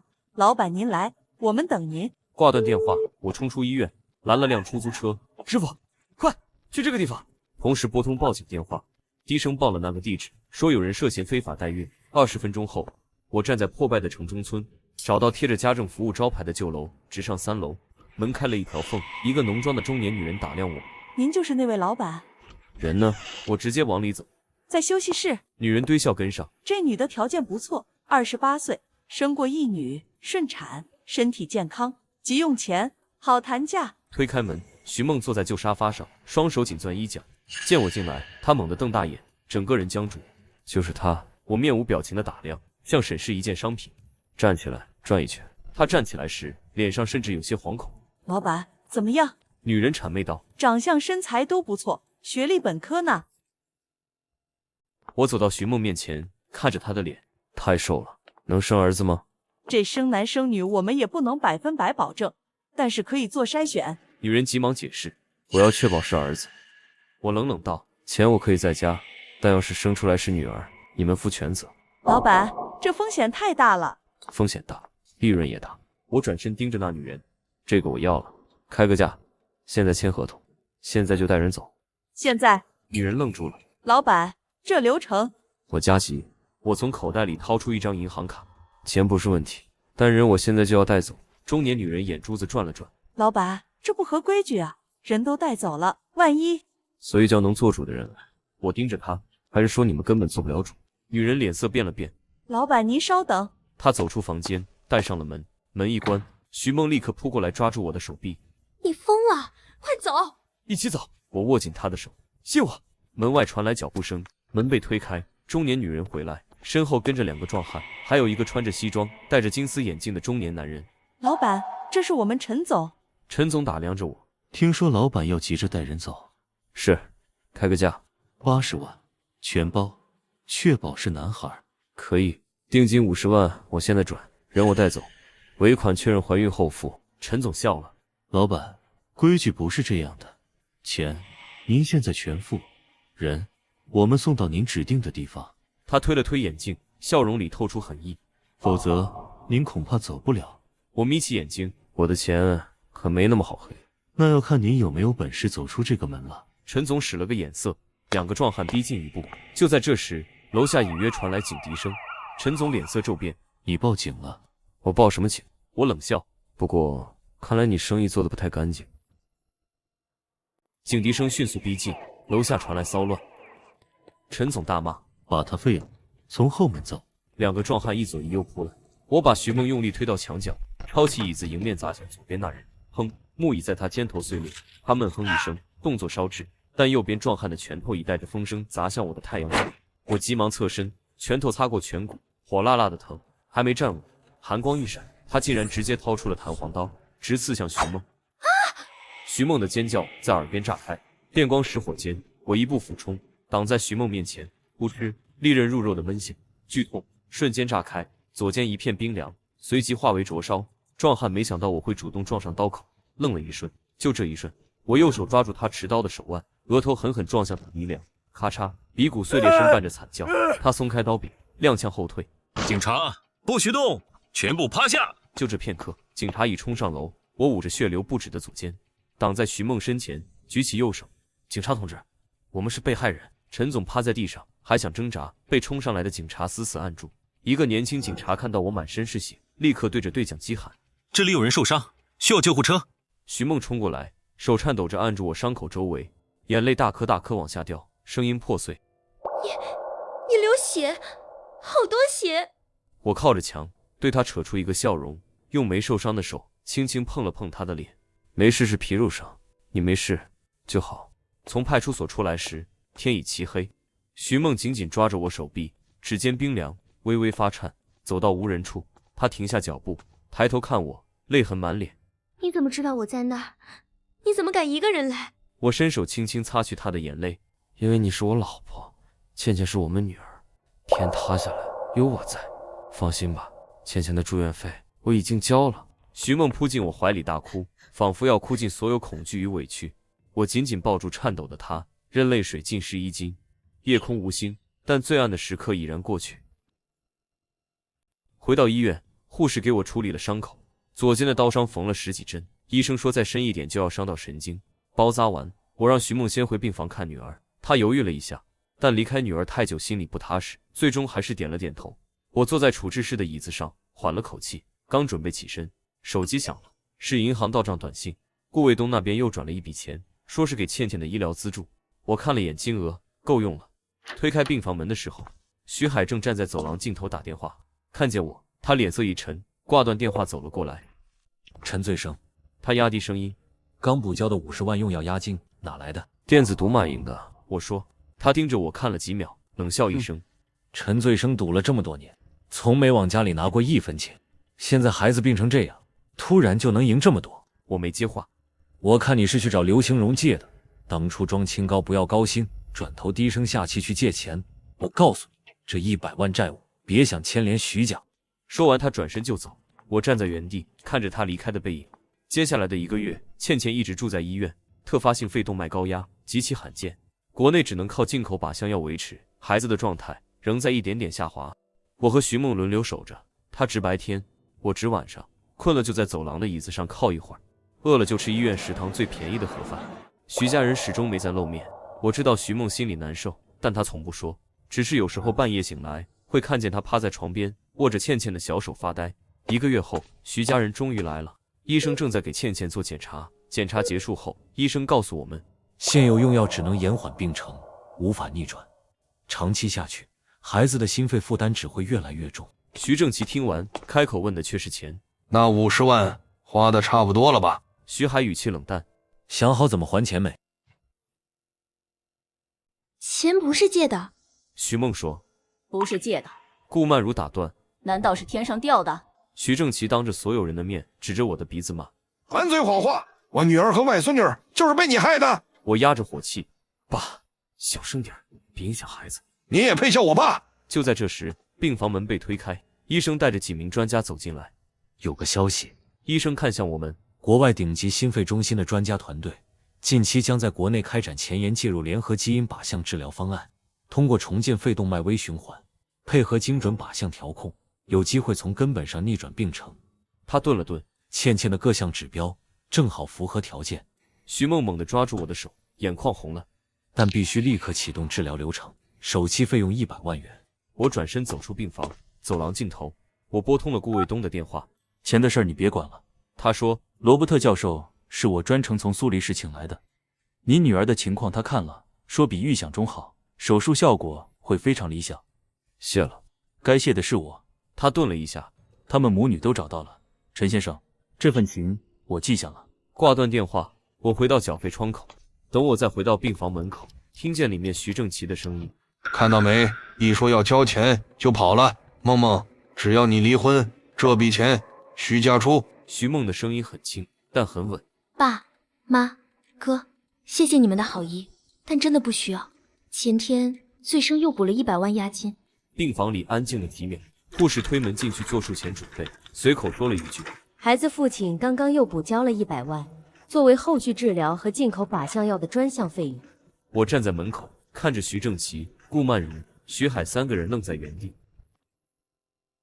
手术室外，红灯亮着，徐梦靠在我肩上，身体微微发抖。我握住他的手。罗伯特教授是肺动脉高压领域的权威，这种病例他做过27例，全部成功。徐海沉着脸走过来。陈醉生，你到底借了刘总多少钱？我抬眼看他，我的事不劳费心。200万，徐家卖房都填不上。他转向徐梦，小妹，你说实话。徐梦刚要开口，徐正奇大步冲过来，指着我的鼻子，你问他，他就会撒谎赌钱。他转头对徐梦说，梦梦，爸现在手头有100万存款，只要你点头离婚，这笔钱立刻打给你。但明天一早我就要把这笔钱投到周局牵头的以房养老项目里去了。顾曼如在一旁解释，年化收益至少30%，这是老干部圈子的内部机会。合同签10年，10年后公司不但房子原样回来，还有资金的收益。周局说了，这是国家试点项目，名额没几个，我们想着这钱生钱，以后也是留给你们。我看向徐正奇，爸，你说的这种模式是把房产抵押给第三方公司换取养老金，对吗？徐正奇愣了一下，面露不屑。老领导亲自担保，正规公司，合同都请律师看过了，你懂什么？这是近2年新兴的诈骗套路。所谓的专业公司通常是空壳，注册资金就几万块，他们确实会按时发几个月养老金，等你们发现时，房子和钱都没了。周局要么同样被骗，要么……我没把话说完。你放屁！徐正奇暴怒，我们一辈子的关系和人脉，轮得到你这个赌鬼指手画脚？白纸黑字的合同，国家难道不管？我看你就是眼红。爸！徐梦突然站起来，声音发抖，带着你们的项目走吧，你们的钱我不要，倩倩是生是死我自己扛。徐正奇脸色铁青，指着女儿半晌说不出话，最终狠狠一甩手。好，你别后悔。顾曼如红着眼叹气，徐海欲言又止，一家人转身离开。手术室门前骤然安静下来。徐梦瘫坐在长椅上，眼泪无声的滑落。我轻轻揽住她肩膀。4小时后，手术灯熄灭，主治医师走出来，脸上带着笑意。手术非常成功，孩子需要在 ICU 观察48小时，但愈后非常乐观。徐梦腿一软，我及时扶住她，她捂着脸，泪水从指缝涌出来，但这次是喜悦的泪。2个月后，倩倩达到出院标准，小丫头脸色红润了许多。虽然还要定期服药复查，但已经能蹦蹦跳跳了。为庆祝新生，我们订了一家刚开业的高档牛排屋。住院时，我跟女儿许诺过，等她好了，带她去吃最好的牛排。牛排屋里环境雅致，倩倩在座位上兴奋地晃着小脚，徐梦帮她把餐巾铺好，菜品上齐。我正准备切牛排，一个穿着考究的年轻男人从过道走过，他随意瞥了一眼，目光落在徐梦身上，突然停住了。徐梦，他脸上露出惊讶，随即变成一种带着玩味的笑容。他走近几步，目光扫过我和倩倩，尤其在倩倩身上多停了一瞬，最后他的视线回到徐梦脸上。听说你结婚了，这位是？徐梦的手指微微一紧。这人叫朱峰，徐梦父母当年极力撮合的相亲对象。看到他，徐梦的身体明显僵了一下。朱峰，徐梦的声音有些不自然。真巧。朱峰转向我，上下打量了一番，那种审视的意味很明显。他伸出手，陈先生吧，幸会，这是你们的孩子，都这么大了。我站起身，握住他的手，他手劲故意加重了些，我没动，只是平静地看着他。既然这么巧，不介意我们一起吧？朱峰顺势说道，转头对身后一位妆容精致的女人介绍：慧萍，这是我老朋友徐梦和她先生梦梦，这是我女朋友何慧萍。他把老朋友和女朋友几个字咬得有点重。何慧萍的目光迅速扫过徐梦，最后落在徐梦的衣着上，脸上浮起一丝优越感。她扬起笑容：徐姐是吧？真巧，一起坐吧。徐梦在桌下轻轻握住了我的手，我反握住她，对何慧萍笑了笑：韩徐姐太客气了，你看起来比我妻子成熟不少。何慧萍脸色一僵。朱峰点了几道价格不菲的菜，然后看向我：陈先生现在在哪里高就？今天我请。自己做点小生意。我语气平淡：小生意也挺好，自由。转而对服务员说：给我们来一瓶蒙哈蟹干白，2015年份的，先醒着。他流利地报完酒名，看向徐梦：梦梦，我记得你以前不太喝酒，不过这家的白葡萄酒配海鲜是一绝，你可以稍微尝一点。何慧萍立刻附和：是呀，阿峰对吃的可讲究了，这酒不便宜吧？他看似问朱峰，眼神却瞟向徐梦。朱峰故作随意：还好，适合今天的菜就行。酒很快上来了，服务员按照礼仪将少许酒倒入朱峰杯中，请他品尝。朱峰晃了晃，闻了一下，抿了一口，在口中回味片刻，才点头：可以。整个过程他做得很刻意。服务员正要为大家斟酒，我抬手轻轻拦了一下，拿起徐梦面前的酒杯，对服务员说：麻烦换一个杯子，这个杯子冰镇的时间不够，会影响蒙哈蟹的果香和矿物感，尤其是它相对纤细的酒体。服务员一愣，连忙道歉并更换杯子。我接过新杯，再次仔细检查后，才示意可以倒酒。朱峰脸上的从容有点挂不住了。徐梦惊讶地看着我，端起杯子，小心地尝了一小口。朱峰清了清嗓子：陈先生对酒杯还挺讲究，不过蒙哈蟹的产区特点其实更突出在普利尼村的优雅和下山村的饱满之间取得平衡。我淡淡一笑，这酒年份还行，不过如果真要配今天的海鲜，其实隔壁酒庄的科通查理曼干白2014年份在结构上可能更互补一些。朱峰脸色微僵，黑着脸转开话题：梦梦，我这2年自己开了个园林公司，专门给各大房地产项目做配套，辛苦是辛苦点，但收入还行。他伸出2根手指晃了晃，何慧萍立刻接过话头：阿峰太谦虚了，拿着200多万，兴荣集团知道吧？他们的好几个高端楼盘园林都是我们做的呢。他看向徐梦，故作关切：你们要是想买房，找阿峰呀，他跟很多开发商熟，肯定能拿到内部最低价。我看见徐梦的嘴唇抿紧，朱峰看着他，故作大方的摆摆手：慧萍，别这么说，梦梦，你们的老房子也确实该换换了，有需要随时开口，我拿内部价，绝对比市面便宜10几万。徐梦的手指在桌下绞紧，我轻轻扶住了他的手：不用，要买打折房源，我也有渠道。朱峰一脸不信：这可不是置气的时候，听说你们手头比较紧，能省10几万是实打实的，何必为了面子？何慧萍立刻帮腔：就是呀，阿峰跟开发商老总熟得很，打个招呼的事，省下的钱给孩子买营养品多好。你们现在住的地方，我们也是真心为你们考虑。他目光扫过徐梦的衣服，徐梦脸涨红了，他想开口，被我桌下的手轻轻按住。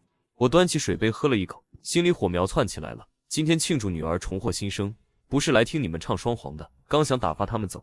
陈先生，一个略带惊喜的声音从侧后方传来。我们望去，只见刘新荣从包间方向快步走来，脸上带着真切的笑容。我有点意外，进门时在名人墙见过他与老板的合影，没想到真碰上了。刘董事长，朱峰像装了弹簧，蹭的弹起，带倒了椅子，哐当一声，他脸上堆满谄媚，弯着腰伸出双手迎上去。刘董事长，真是巧遇，我是风景园林的朱峰。去年年底在贵公司答谢会上，我还敬过您酒，您还记得我吗？他说话时得意地朝我们瞟了一眼。刘信荣眉头微蹙，显然没想起这人，但他的视线很快越过朱峰，落在我身上。出于礼貌，刘信荣还是伸手与他握了一下，语气平淡：“哦，你好。”就这么轻轻一握，朱峰却像喝了茅台，脸颊泛红，腰杆都挺直了。然而刘信荣几乎立刻抽回手，转向我，大步绕过僵在原地的朱峰，向我伸手：“陈先生，太巧了，上次一别，我一直想联系你，又怕打扰你照顾家里，今天遇到，真是缘分。”我起身与他握手：“刘总，好久不见。”我看见朱峰在旁边瞪圆了眼，整个人像被雷劈中一样僵在原地。他脸上谄媚的笑容还没来得及收回去，混着震惊，表情说不出的滑稽。何慧萍不认识刘新荣，只看见自己男朋友被晾在一边，而我这个卖水果的却和这个派头十足的男人有说有笑。他撇了撇嘴，声音不大不小的冒出一句：“哟，现在卖水果的也能聊房地产啦，真新鲜。”这句话一出口，气氛瞬间冷了。刘新荣笑容一收，锐利的目光扫向何慧萍，又看向我，眼神带着询问。我松开手，语气平静：“哦，他们是我妻子以前的熟人，正好碰上，挺热心的。听说我们要买房，非要介绍你们楼盘的内部打折价。”刘新荣是个人精，一听就明白了。他脸上重新浮起笑容，但多了几分圆滑和一丝冷意。他看着我，声音洪亮：“哎呦，老弟，瞧你这话说的。”他拍拍我胳膊：“咱们这关系，你买我房子还谈什么打折价？”他目光转向傻掉的朱峰和何慧萍，笑容不变，语气却带着居高临下的随意：“老弟、弟妹，还有小宝贝。”他慈爱地看了一眼倩倩：“你们看中我哪个楼盘、哪套房子，直接跟我说。”他大手一挥，斩钉截铁：“我送给你们一套。”这句话像惊雷在头顶炸开。我看见朱峰脸上血色唰的褪尽，眼珠子快瞪出来，嘴巴张着，身体晃了晃。何慧萍彻底懵了，看看刘新荣，又看看我，再看看她男朋友魂飞魄散的样子，张着嘴说不出话来。刘新荣带我们进包厢时，里面3位高管明显一愣。介绍一下，刘新荣兴致很高：“陈醉生先生，我的贵人。”3位高管起身点头，目光却难掩疑惑。贵人这么年轻，还带着妻女。刘新荣亲自给我倒茶：“老弟，上次多亏你提醒。翠湖天地按你的思路提价，利润高出30%。董事会刚决定，未来2年重点全压那片。”我放下茶杯，平静道：“刘总，地铁延长线是定了，但宁海未来5年的重心不在东边。”什么？3人异口同声。营销总监王总皱起眉头：“陈先生，这话怎么说？我们做过详细调研，那片土地储备足，加上地铁加持，绝对是价值洼地。”投资部周总补充：“市政府工作报告里也提到，要向东拓展城市框架，政策导向很明确。”张副总裁没说话，但眼神里明显带着质疑。刘新荣身体前倾，等我下文。我迎着他的目光：“你们说的都有道理，但漏了一个决定性变量——反腐。”包厢瞬间安静下来。新来的市长从临市的南城新区调来，那里去年刚经历人事地震，他第一把火不烧在吏治上，怎么立委？我手指轻点桌面，东拓涉及太多土地流转、拆迁补偿、工程招标，水太深，这个敏感时期他不会碰。相反，我语气笃定，他会选阻力最小、最容易出政绩的方向。我指向西南，老城改造、滨江扩容，那里产权复杂，反而没人敢乱伸手，有县城基础，有江景资源。政策稍一倾斜，价值立刻起来。而东边，我摇头，现在是高压锅，谁跳进去，就可能被反腐盖子压住，3年5载动弹不得。话音落下，鸦雀无声。话音落下，鸦雀无声。我看见那3位高管的表情凝固在脸上。刘信荣端茶的手停在半空，眼神从震惊到恍然。他忽然想起前几天饭局上，某领导随口提过老城提质，也是个方向。我转头迎上徐梦的目光。他眼睛睁得大大的，看着我，满是惊讶。正经，正经。刘信荣喃喃重复，忽然重重放下茶杯，霍地起身。他绕过桌子，拿起茶壶，亲手为我续茶。只考虑经济，不考虑政治，是莽夫。陈老弟，你今天给我们上了至关重要的一课。我看见3位高管倒抽一口凉气，刘信荣何曾对人这样谦卑？刘哥言重了，我笑笑，随口一说，说错别怪。随口一说，刘信荣摇头，字字千金，不，千金算什么？这话价值100亿。刘信荣坐回去，目光炯炯。老弟，帮这么大忙，我不能白受，外面说的算数。你们要什么房子，我送一套。徐梦在桌下猛地攥紧我的手，送就不必了。我摇头，我买。买？你想买哪？随便挑给你最低价。不，我笑了笑，我想要东南偏万家汇批发市场的摊位，还有旁边温馨家园一套小户型，8、9、10平就行。我看见所有人都愣住了。东南偏，那是公司为消化偏远地块顺手盖的配套，档次低，根本不赚钱。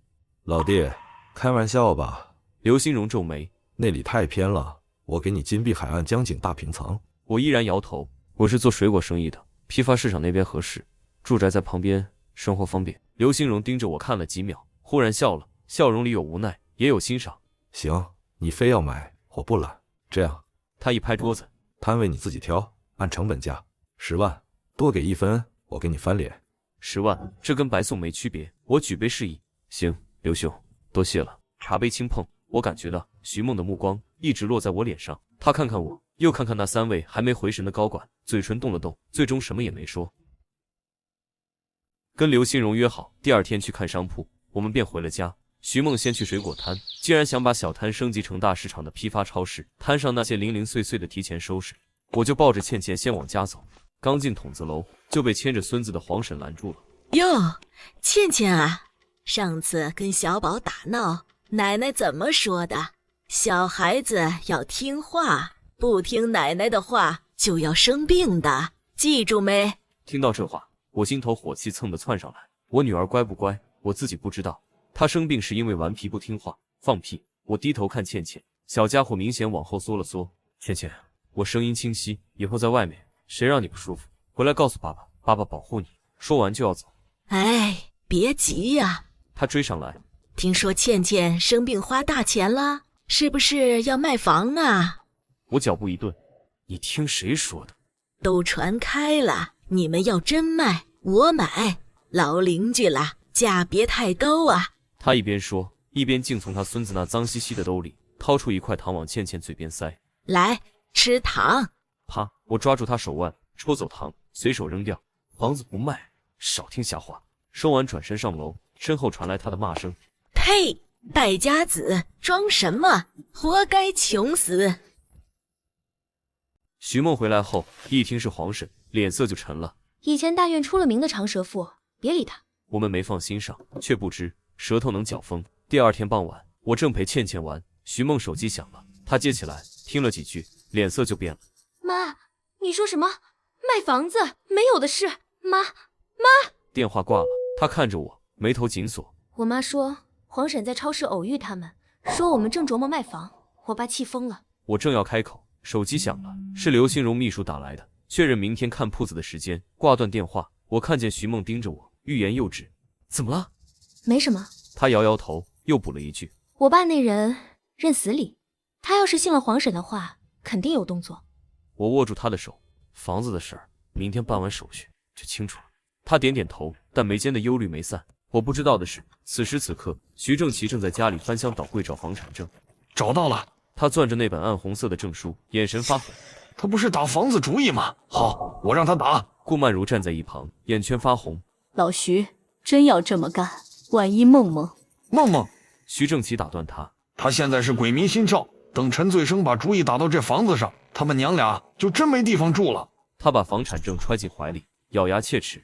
我明天就去办，以防养老抵押。手续一走，这房子就跟他们没关系了。除非陈醉生滚蛋，梦梦答应离婚，否则这房子他们别想住。顾曼如张了张嘴，最终什么也没说。窗外夜色沉沉，筒子楼的灯火一盏接一盏熄灭。早餐时，徐梦看起来挺开心，我能感觉到她对今天看商铺的期待。倩倩晃着小腿问：妈妈，我们以后有大水果店啦？对啊。徐梦声音轻快，倩倩想吃什么都有。好耶。粥香混着煎蛋香，简单安宁。可是没过多久，砰砰砰，砸门声又急又重。徐梦去开门，徐正奇夫妇铁青着脸站在外面。爸妈，你们怎么打扰你们商量卖房子了？徐正奇一步跨进来，眼睛就直直瞪着我。卖房子？徐梦愣住，顾曼如红着眼指着我。陈嘴生，你是不是欠债还不上，就打起卖房主意了？你要不要脸？我放下筷子，爸妈，你们搞错了，我没欠钱，也不会卖房。你闭嘴！徐正奇猛地打断我。你嘴里有一句实话吗？他转向徐梦，声音拔高。梦梦，这婚必须离，马上离！他欠200万巨债，房子都要卖了，你不离婚，想带倩倩睡大街吗？徐梦急了。爸妈，你们弄错了，都是梅影的事，听谁胡说？还用听谁说？顾曼如掉泪。街坊都传遍了，梦梦，妈心疼你，离了吧，回爸妈身边来，房子给你留着，药费我们管。不离。徐梦声音里带了火气。我们过得怎样自己清楚，不用你们。你清楚什么？徐正奇暴喝。我看你是鬼迷心窍，今天你就给我一句准话。他瞪着眼盯着徐梦，一字一顿。这婚你离还是不离？徐梦咬着嘴唇不说话。不离。好。他胸膛起伏。这房子我收走，你们是富是穷跟徐家没关系，就当没你这个女儿。最后几个字像锥子一样扎进徐梦心里。我看见他身体一晃，脸色发白，眼泪涌上来却倔强的不掉。他看着我父亲扭曲的脸，母亲垂泪不敢看他的样子，然后他抹了把眼睛，他声音发颤，但很清晰。不离，你要断绝关系，随便，这房子我们不住了，今天我们就搬走。徐正奇瞪大眼，像第一次认识女儿。好，你有种！他气得发抖。明天我来收房子。说完，拉起顾曼如，转身就走。顾曼如踉跄着回头。梦梦，你怎么变成这样了？爸爸为你好啊！徐梦冲着他的背影喊。是他说要断绝关系，是他说要收房子，我同意了，难道不是听话吗？顾曼如一噎，脸色难看。你就跟着姓陈的鬼迷心窍，父母都不要了，我就当没生你这个女儿。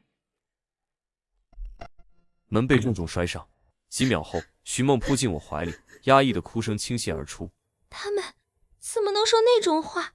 她哭得浑身发抖。我搂住她，轻轻拍着她的背。倩倩抱住妈妈的腿，小声哭着。妈妈不哭。等徐梦平复下来，我擦掉她的泪，看着她通红的眼睛，又环顾着破旧逼仄的屋子。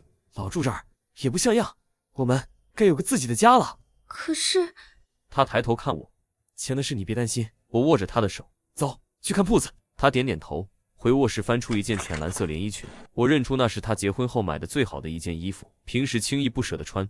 看着她比划那条旧裙子，我心里被刺了一下。卡里还躺着300多万，是该给她和女儿买点像样的东西了。走吧。徐梦换好裙子，对我笑笑。去看大事业。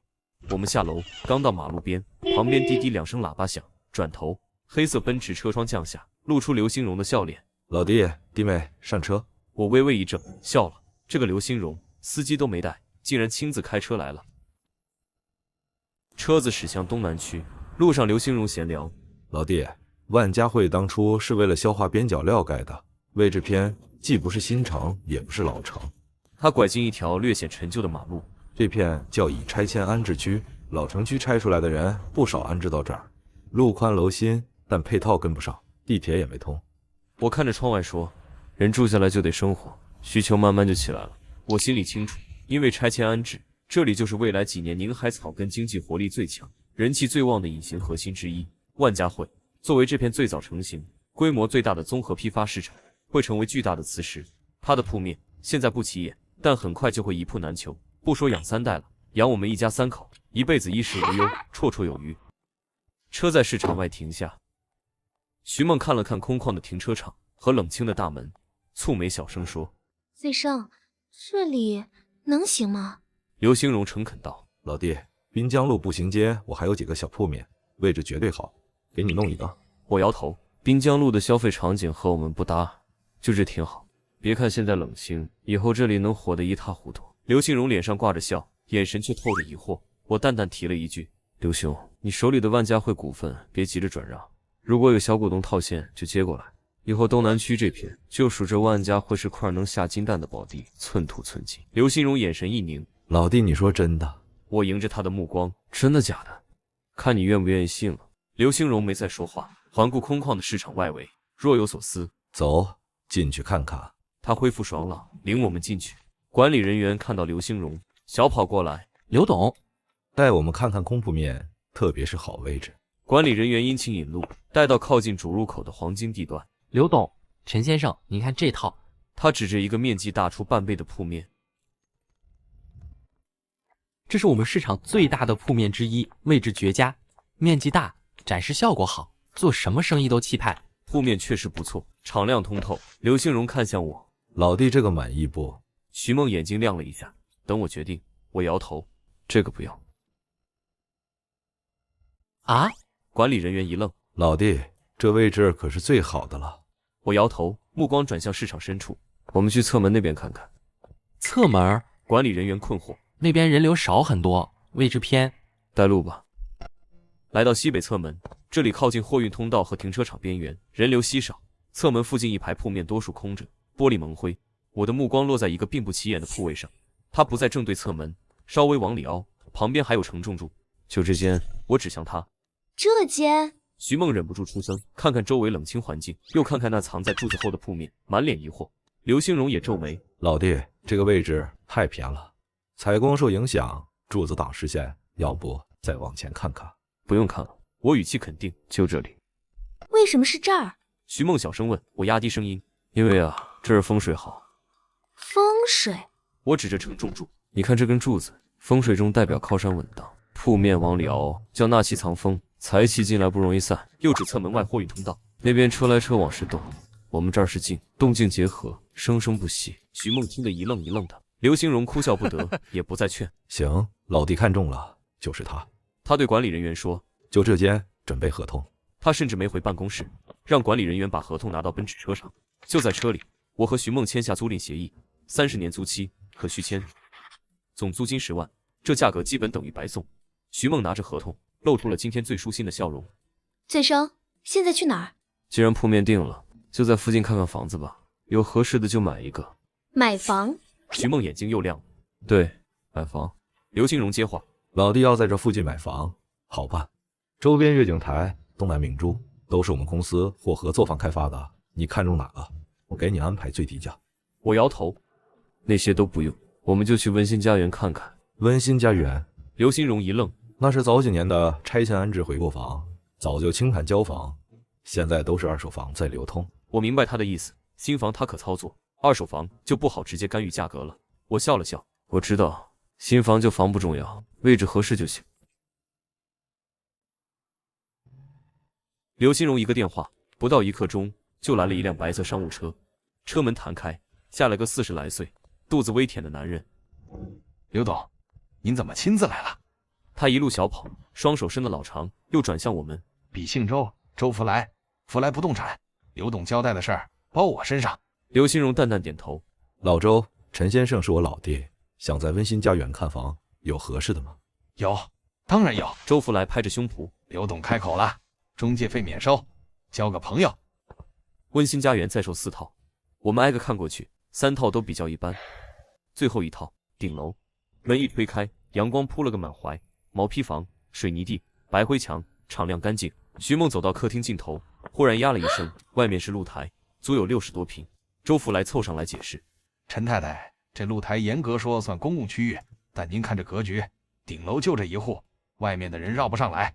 您要是把门一封，其实就是您家私家花园。”徐梦没说话，只站在阳光里望着那片空地。我走过去，如果把这里封起来，那边搭花架种蔷薇，这边砌花坛种月季绣球，东南角放张腾桌，2把椅子，夏天傍晚可以喝茶吃西瓜看星星。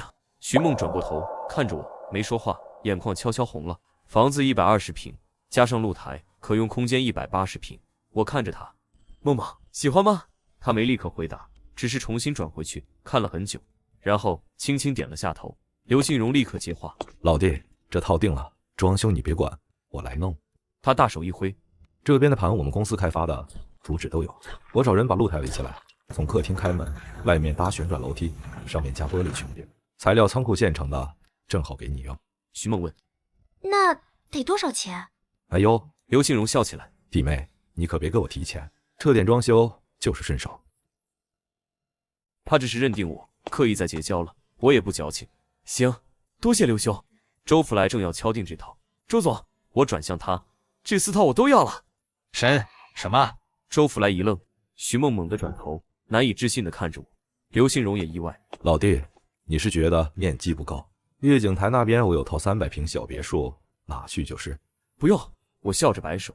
刘兄，我真喜欢这位置。我看向窗外，离万家汇近，走路就到，旁边就是幼儿园，倩倩上学，梦梦照看生意，都方便。徐梦拉我衣袖，压低声音，也不用买4套呀。上虽然还有300多万。我反手握住他，放心不会亏。他张了张嘴，最终咽回担忧。我转向周福来，周总，4套一起准备合同吧。4套全款不过200万出头，账上还剩100多万，足够铺面启动和周转。合同签得很顺，搬家更顺。刘新荣一个电话，半小时来了小货车，3个小伙子搬完不到中午。顶楼要装修，我们就住5楼的一套过渡，前任业主没怎么住过，简单打扫，换上新窗帘，窗明几净。徐梦把他养了几年的绿萝摆上窗台，倩倩脱了鞋，在新地板上跑来跑去，从这个房间窜到那个房间，像撒欢的小雀。妈妈，这个房间是我的吗？爸爸，我们以后就住这里了吗？徐梦坐在刘新荣新送的那套沙发上，说是仓库样品，实则是全新，连包装膜都没撕。他环顾四周，看着跑来跑去的女儿，眼神有些恍惚。昨天他还挤在那阴暗潮湿的老破角，早上还在和父母激烈争吵，现在他坐在宽敞明亮的新居里，名下有了一套商铺，还有4套写着他和我名字的房子。顶楼那套带露台的还在等我们把它变成空中花园，太快了，快到像做梦。窗外的阳光倾泻进来，在他微微湿润的眼眶里折射出细碎的光。看到妻子的感动，那一刻我觉得这200多万花得真值。200万4套房，我心里清楚这笔钱花出去有多值。再过1年，宁海的教育格局将迎来一场地震级的洗牌。一位宁海出身的京城老领导即将从重要岗位上退下来，老人家一辈子矜持，唯独这一次他主动提出想在自己出生的这片土地上留下一所学校，不是挂名，不是捐建，是实打实的把京城最好的教育资源华北附小引入宁海，而分校的选址就在温馨家园隔壁那块空地。华北附小宁海分校第一批招生全是挤破头，学区划分的红线恰好把温馨家园整个圈了进去。一夜之间，这个被所有人嫌弃的拆迁安置小区摇身一变成了宁海最炙手可热的顶级学区房，房价做火箭一样往上翻。那些当年拆迁拿了这里房子的老街坊，稀里糊涂就实现了2次暴富。有人卖1套房够儿子在上海付首付，有人把住了半辈子的老房子换成真金白银，老两口周游世界。那2年，整个宁海都在议论温馨家园，羡慕的、眼红的、后悔没下手的、跺脚骂娘的，什么表情都有。而我手里现在有4套，等价格冲上顶峰，择机出手3套，剩1套自住。到那时候，别说一辈子衣食无忧，梦梦就算从现在开始躺着，这辈子也躺得舒舒服服。当然，如果想赚更多，凭我手里的信息和资金，完全可以把周边几个小区也扫一遍，但没必要。重生一回，我渐渐想明白一件事，钱是赚不完的，钱是我穷尽一生，从一无所有做到1000亿身家。可到头来呢，这辈子钱够用就行。女儿的笑脸，妻子的眼神，一家人围坐吃饭的安稳时光，这些才是我真正珍视的。徐海在自己车里坐了快20分钟，手机攥得掌心发烫，终于还是发动了车子。父亲电话里吼得那么凶，他要真不来，这个家怕是回不去了。车子7拐8绕，停在那栋熟悉的筒子楼下。他深吸一口气，上楼敲门，没人应，再敲还是没动静。他下楼，小跑到巷口那个水果摊，空的，摊位收拾得干干净净，连那台旧电子秤都不见了。隔壁卖菜的大妈探出头，认出他。哎呦，小徐啊，找你妹妹。对，我妹他们搬了，中午就搬了。大妈嗓门敞亮。来了一辆大车，几个小伙子乒乒乓乓，没一会儿就搬空了。我还寻思呢，住了10来年，怎么说搬就搬了？徐海脑子嗡的一声，搬哪儿去了？那我可不知道。大妈摇头。你妹没跟你说？徐海没答话，他站在空荡荡的水果摊前，攥着手机，半天没动。这些都是后来徐梦接电话时，我从他零星的只言片语里拼凑出来的。那天晚上，他手机响了，他接起来，听了几句，脸色就变了，没说话，直接把手机递给我。我接过电话，听见那头徐正奇的声音，中气十足，理直气壮。陈翠生，你听着，那套房子是我单位分的，产权在我手里，我已经投到以房养老项目里去了，明天就去办手续。除非你跟梦梦离婚，否则这房子你们别想住。我握着手机，沉默了2秒，然后说：爸，我们已经搬走了。电话那头也沉默了2秒。搬走了？对，今天中午搬的，房子空出来了，你随时可以来收。又是一阵沉默，然后电话被挂断了。我把手机还给徐梦，他看着我，眼眶红红的，但没哭。他声音有点抖。他们真的把房子投进去了？他低下头，攥着手机，半天没说话。然后他抬起头，看着我，挤出一点笑。算了，反正我们也不回去了。我点点头，把他揽进怀里。万家汇的水果批发超市装修完开张，头1个月生意不温不火。徐梦有时看着空荡的店面，眼神里会闪过一丝焦虑。我不急，账户里还有余钱，铺面是自己的，不用交租，顶楼那套还在装修，日子是一天天过的，不是一天天赶的。1个月后，刘兴荣打来电话说装修好了，我们过去验收。推开门的瞬间，徐梦整个人定在那里，客厅和露台之间的那面墙整个打通了。刘兴荣真给装了一扇从天花板垂到地板的玻璃折叠门，此刻门全部推开，阳光从露台倾泻进来，满屋子都是金灿灿的。露台变了模样，水泥地铺了防腐木，角落里砌了花坛，种上了藤本月季和蓝雪花，花架已经搭起来，藤蔓还没爬满，但绿意已经星星点点攀上去了。东南角一张藤边圆桌，2把椅子，桌上甚至摆了个粗陶花瓶，插着几只绣球。玻璃穹顶罩住半个露台，透亮，不挡阳光，也不怕雨天。徐梦慢慢走进去，他看了很久，然后他捂住嘴，眼眶红了。倩倩是尖叫着冲进来的。小丫头本来在楼下，被刘兴荣的助理带着看心中的苹果树，一回头发现爸爸妈妈都不见了，蹬着小短腿就往楼上跑。门一开，他愣住了，然后哇！他冲进客厅，转了个圈，又冲上露台，又转了个圈。苹果树、花架、圆桌、玻璃顶，每一样都能让他哇一声。妈妈，这里好漂亮呀！我看着他们母女俩，忽然间，前世那些百亿合同、千亿并购，站在镁光灯下的高光时刻，全都不及此刻1/1000。而好事一来就是接二连三。2个月后，本来一直生意平淡的水果批发超市突然爆了，起因是徐梦的直播。这主意是我出的。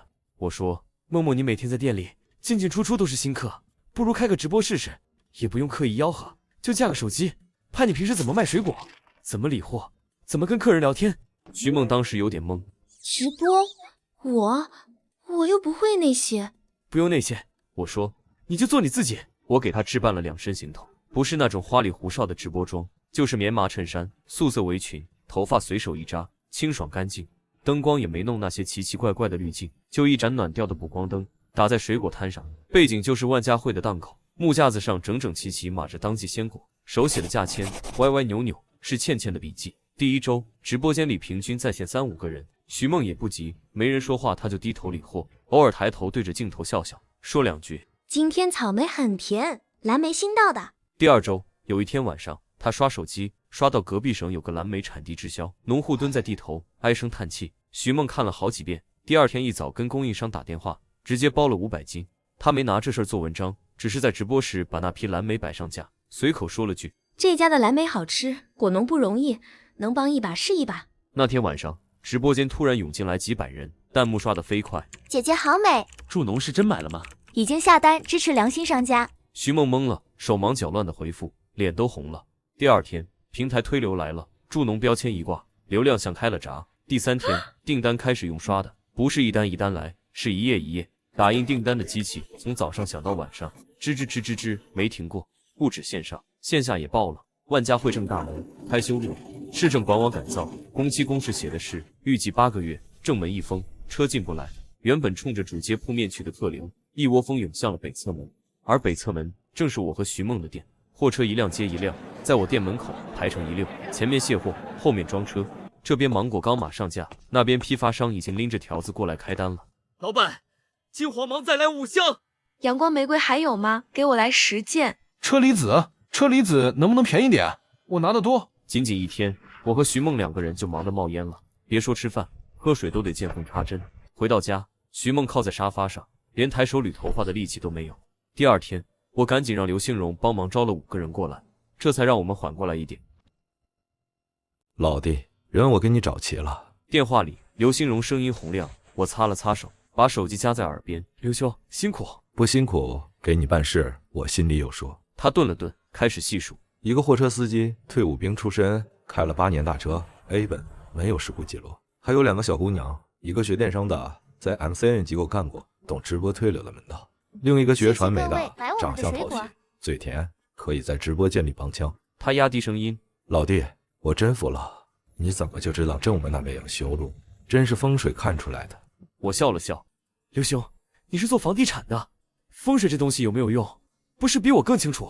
电话那头沉默半秒，然后响起一阵畅快的笑声。那是，有些事信则有。老弟，你这眼光，我是真服了。我没多解释，正门修路，8个月地下管网，这事我确实提前知道。上一世万家汇就是因为这个原因，北门成了主出入口。原本最冷清的那个角落，硬生生被车流和人流踩成了黄金口岸。当时还有风水先生专门跑来，指着北门那根柱子说：“这叫龙柱镇水，旁边铺面是侧卧藏风。”传得神乎其神。这波地利现在被我吃到了，但连我自己也没完全料到的是，徐梦的直播会火成这样。美女、素颜、助农、内循环、促消费、乡村振兴，徐梦踩中了所有平台想推的标签，流量像开了闸的水往他身上涌。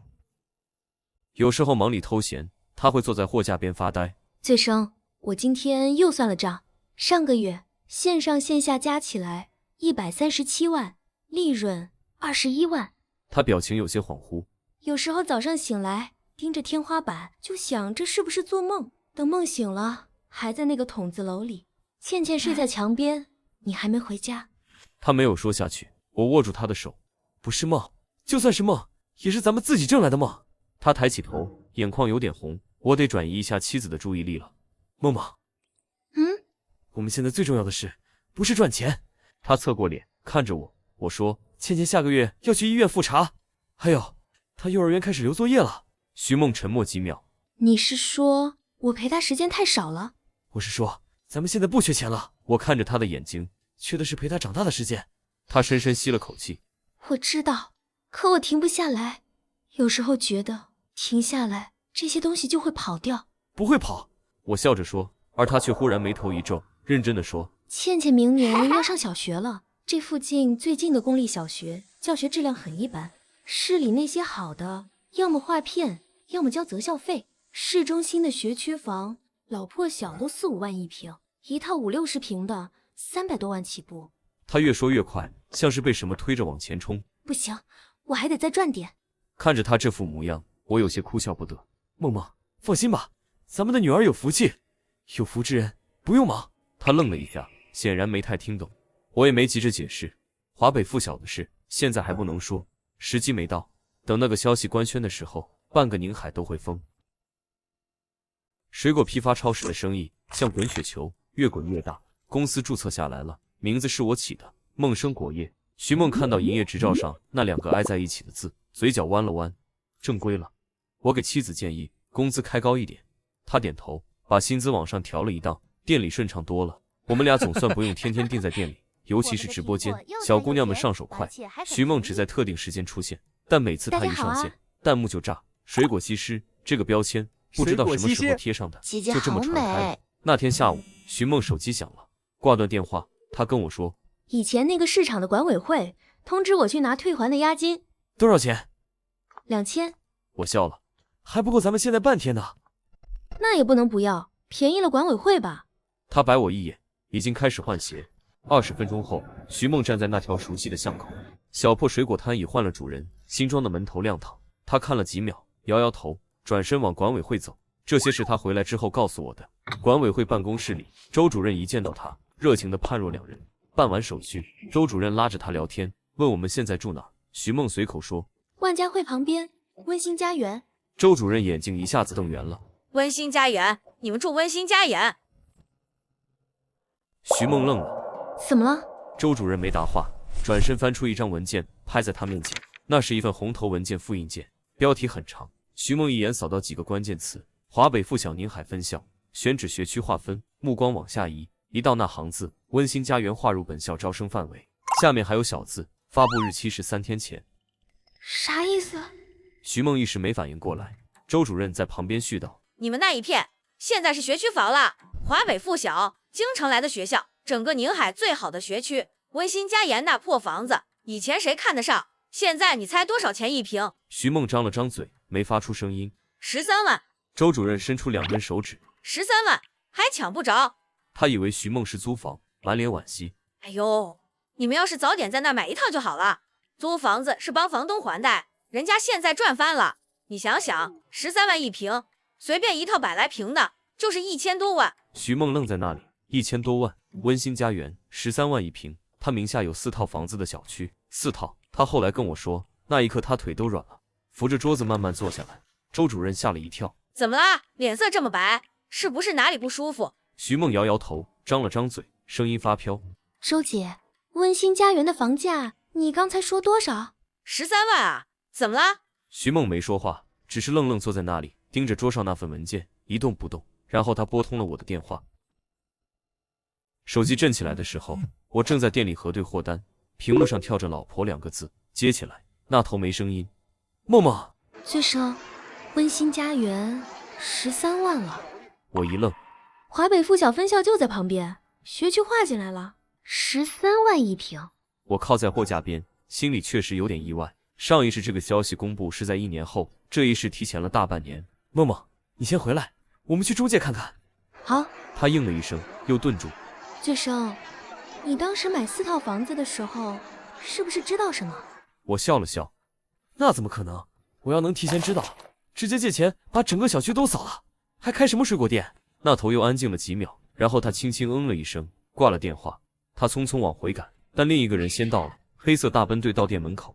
刘兴荣大步跨进来。老弟，温馨家园学区房的事儿你知道了吧？我放下单子，刚知道。我出差去了，下飞机直接奔你这儿。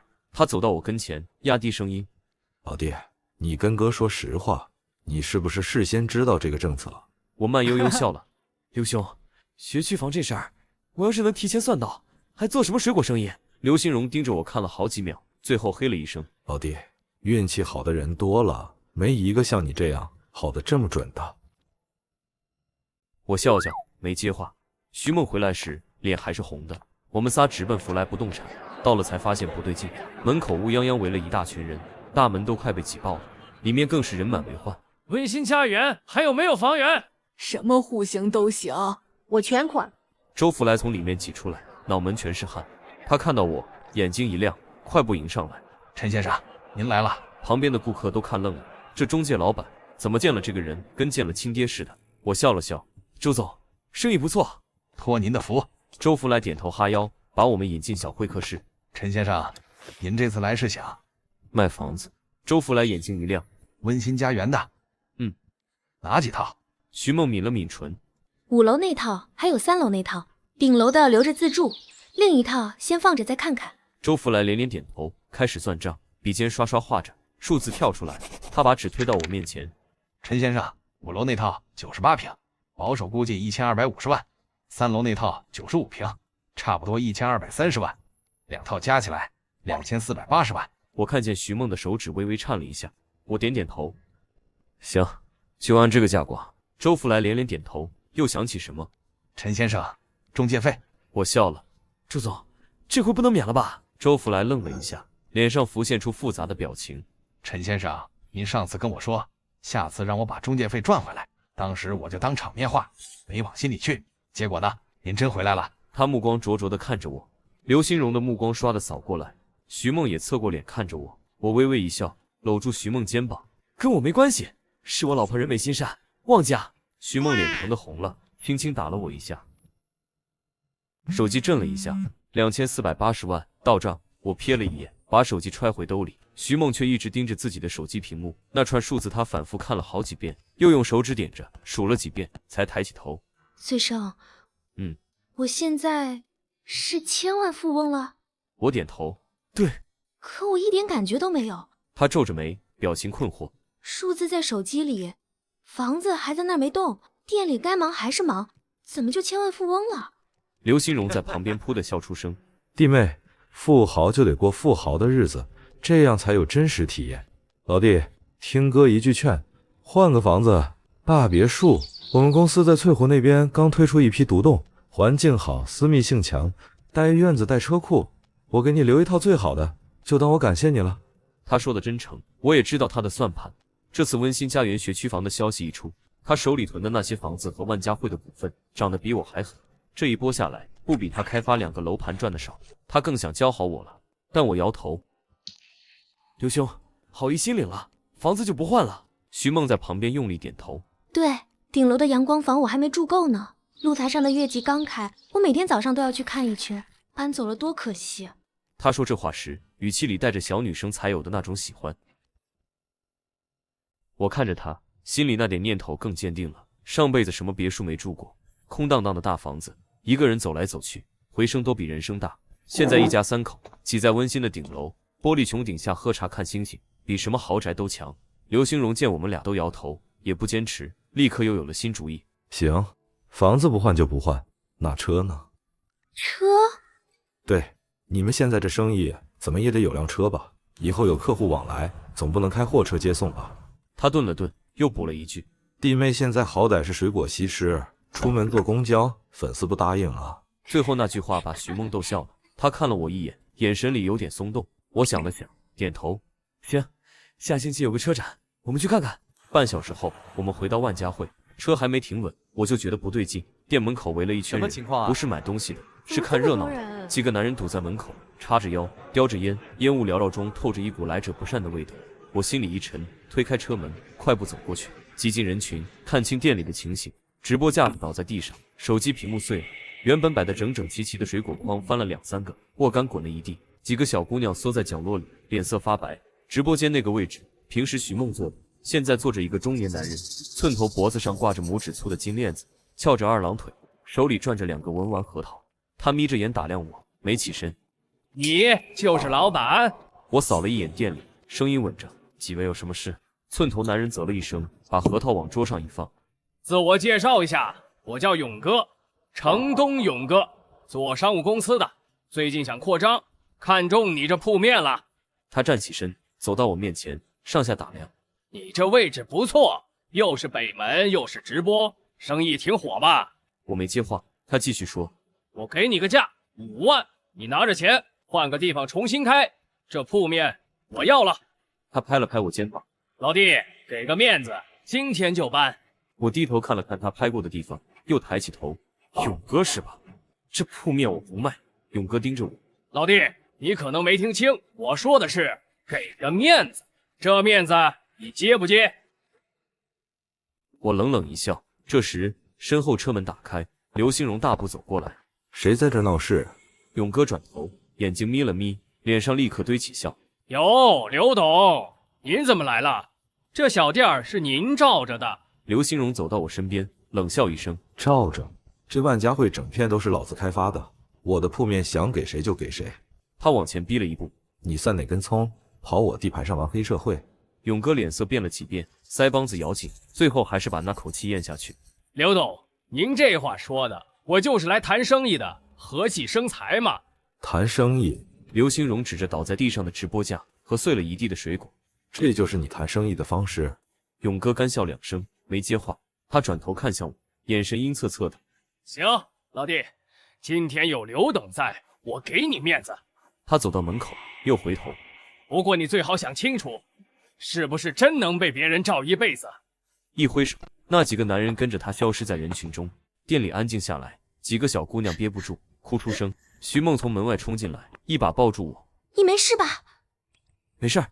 我拍拍他的背，看向门口。刘兴荣说：老弟，这刘勇专门盯着旺铺下手，手底下养着一帮混混。今天他卖我面子走了，但这口气他不会咽下去。你以后……我知道。刘兄今天多谢了。我没多说什么，只是蹲下身，把滚落的沃柑一颗一颗捡起来，放回筐里。第2天，派出所突然打电话给我：陈醉生吗？你店里的司机孙健跟人斗殴，现在在医院。我一愣，斗殴？老孙？对，你来一趟吧，是医院。我和徐梦赶过去，找到病房，推开门，看见老孙躺在病床上，头上缠着纱布，眼眶青紫一片，肿得只剩一条缝。床边的椅子上坐着一个女人，眼圈红红的，应该是他老婆。靠窗站着2个警察，一个在做笔录，一个抱着胳膊看。陈老板，老孙看见我们，挣扎着想坐起来，我几步走过去，把他按回去。别动，怎么回事？老孙张了张嘴，没说出话。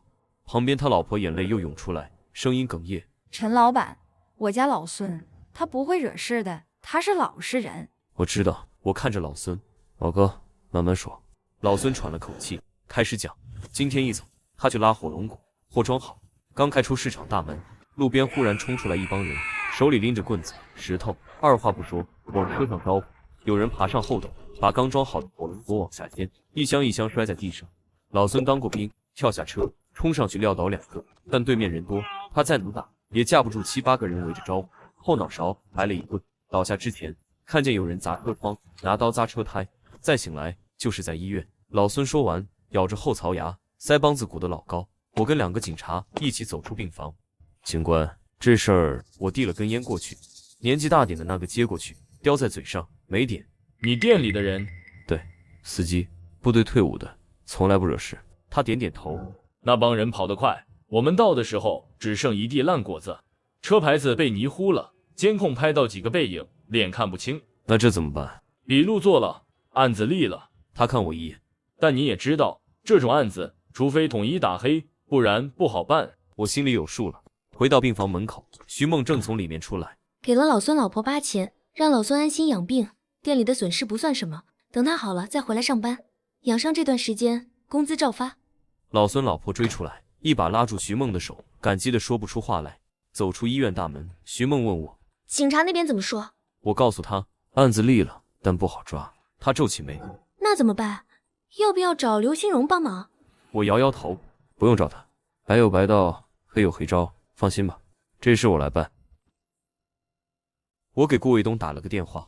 第2天中午，一辆黑色商务车停在店门口，司机下车开门，态度十分恭敬。徐梦远远看着，有些不安。我没多解释，就上了车。车子7拐8绕，停在一条老巷子口，巷子很深，两边是老式居民楼，墙皮斑驳。走到最里面，一家面馆，招牌很小，字都褪色了。推门进去，5、6张桌子，只有最里面坐着一个人。顾卫东正低头吃面，看我走过来，他指了指旁边的凳子，坐，吃不吃？我看了眼他碗里的面，颜色发暗，面条粗细不均，不吃。他抬起头看了我一眼，你倒是干脆。不好吃，为什么要吃？他愣了一下，笑了。陈醉生，我不知道你是自信还是自侮。他放下筷子，不过你说对了，确实不好吃，但以前这东西救过我的命。我静静听他说，特殊年代，我爸妈因为海外关系癌症，我和妹妹没人管，差点饿死。一个老街坊每天偷偷给我们送1碗这个面。他用筷子拨了拨面条，荞麦面掺了榆树皮粉，难吃但扛饿。后来我发达了，找那个老街坊，人早没了。他顿了顿，但这面我时不时就来吃1碗，提醒自己是从哪儿爬出来的。我看着那碗面，沉默了几秒。顾兄，我说句不中听的，说，吃好吃的才是对过去最好的缅怀。他抬起头，天天吃糠咽菜叫不忘本。我摇头，那叫自我感动。真不忘本，就该吃最好的，穿最好的，过最好的日子，让当年那个差点饿死的孩子看看，咱们活过来了，活得比谁都好。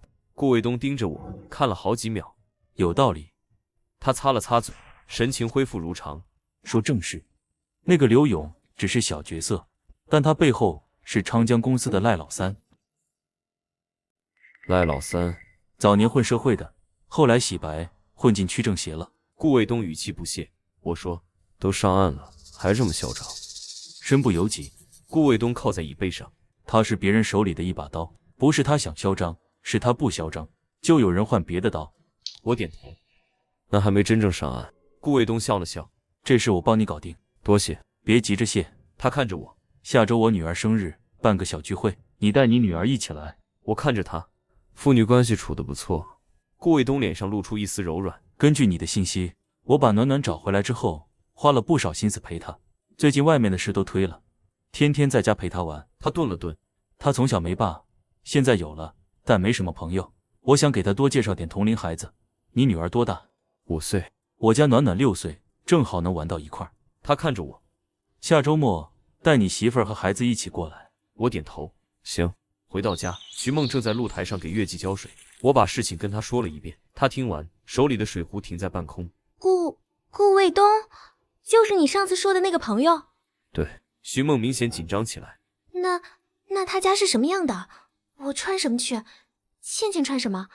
要不要准备礼物？我忍不住笑了。默默，别紧张，他深吸一口气，我就是没见过这种场面。你说的那个顾卫东，我听你提过几次，感觉是那种名门世家的人。我想了想，他们家老爷子算起，确实是名门世家。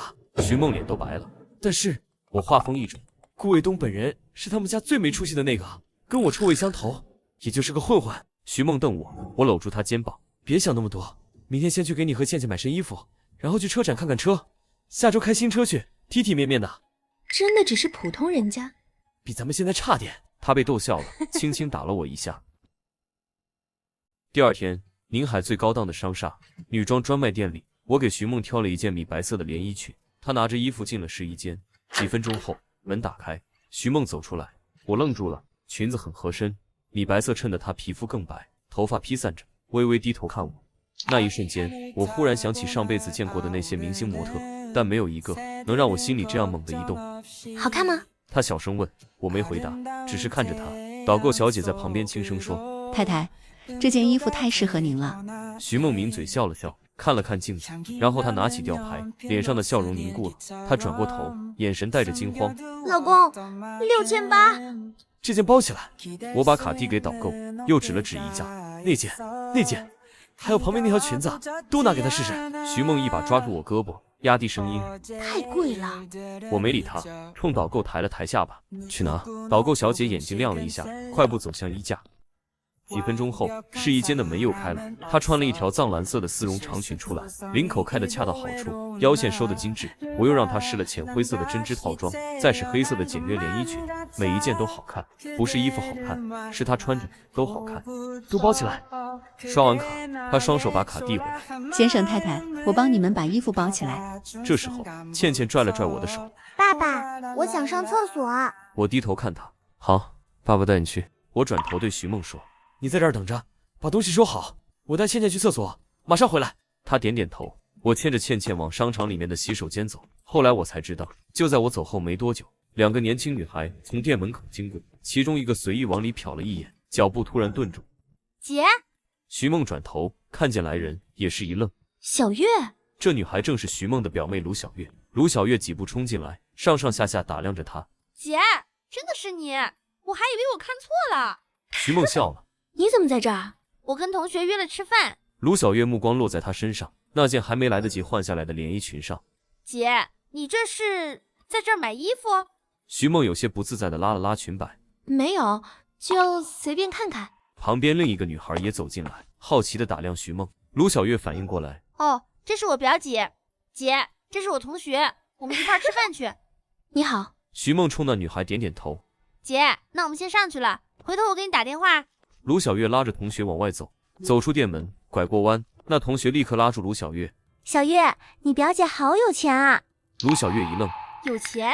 没有吧？那家店的衣服随便一件都要大几千。同学回头望了一眼，我刚才看见收银台上堆着一堆衣服，都是他买的吧？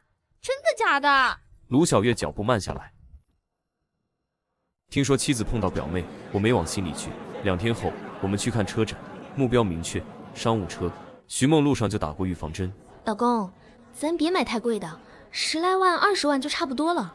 我点头，无所谓，上辈子什么豪车没开过，车对我来说就是工具。进了场馆，我们顺着人流走，路过大众展台，倩倩突然站住了。爸爸，你看。她指着一辆车，很兴奋，甲壳虫，复古造型，嫩粉色，在一堆冷冰冰的金属机器里，像个闯进来的童话。好可爱。倩倩拽着我的手，这个车适合妈妈，也适合我。我低头看她，喜欢吗？小丫头猛点头。我看向徐梦，她没说话，只是看着那车，眼神特别柔和，然后小声问我：“这车多少钱？”那眼神我太熟悉，明明喜欢，又怕太贵，正偷偷在心里盘算。我招手叫来导购：“先生您好，这款甲壳虫高配版，指导价30万出头，车展期间有优惠。”徐梦轻轻拉我袖子：“老公，太贵了。”我没理他，对导购说：“全款，现车有吗？”“有的先生，展厅这台可以直接提走。”徐梦拽我袖子的手紧了紧。老公，我转头看他，难得你和孩子都喜欢。他愣了一下，说不出话。导购在旁边看着，眼神里带着羡慕。那这种车怎么见客户啊？他终于找到理由，总不能开着甲壳虫接人吧？那就再买一辆商务车。我理所当然地说：“商务车我开，拉客户用，这辆是给你和倩倩的座驾。他看着我，眼眶有点红。我说：“这样吧，你和倩倩的车我定了，我的商务车你去挑，价位品牌都随你，行了吧？”他轻轻点了点头，牵着倩倩往其他展台走去。我在这边办手续，半小时后手续办完，正准备去找他们，手机响了，徐梦的声音明显不对。老公，你在哪儿？你快过来，6号展台。怎么了？他们推倩倩，你快过来。最后几个字带着怒气和焦急。我挂断电话，立刻赶过去。赶到时，已经围了一圈人，挤进去，看见徐梦半蹲着，紧紧搂着倩倩，瞪着对面，脸气得发红。倩倩在他怀里，肩膀一抖一抖的。对面站着一个女人，30来岁，黑色套装，胸前别着工作牌，展台经理。她双手抱在胸前，旁边站着几个保安。怎么回事？我走过去，徐梦见我来了，把孩子往我怀里一送，转身就冲了上去。你推我孩子干什么？他4岁，你也4岁。那女人哼了一声。这位女士，请您注意情绪。第一，这是我们的展台，我们有权利保护展品。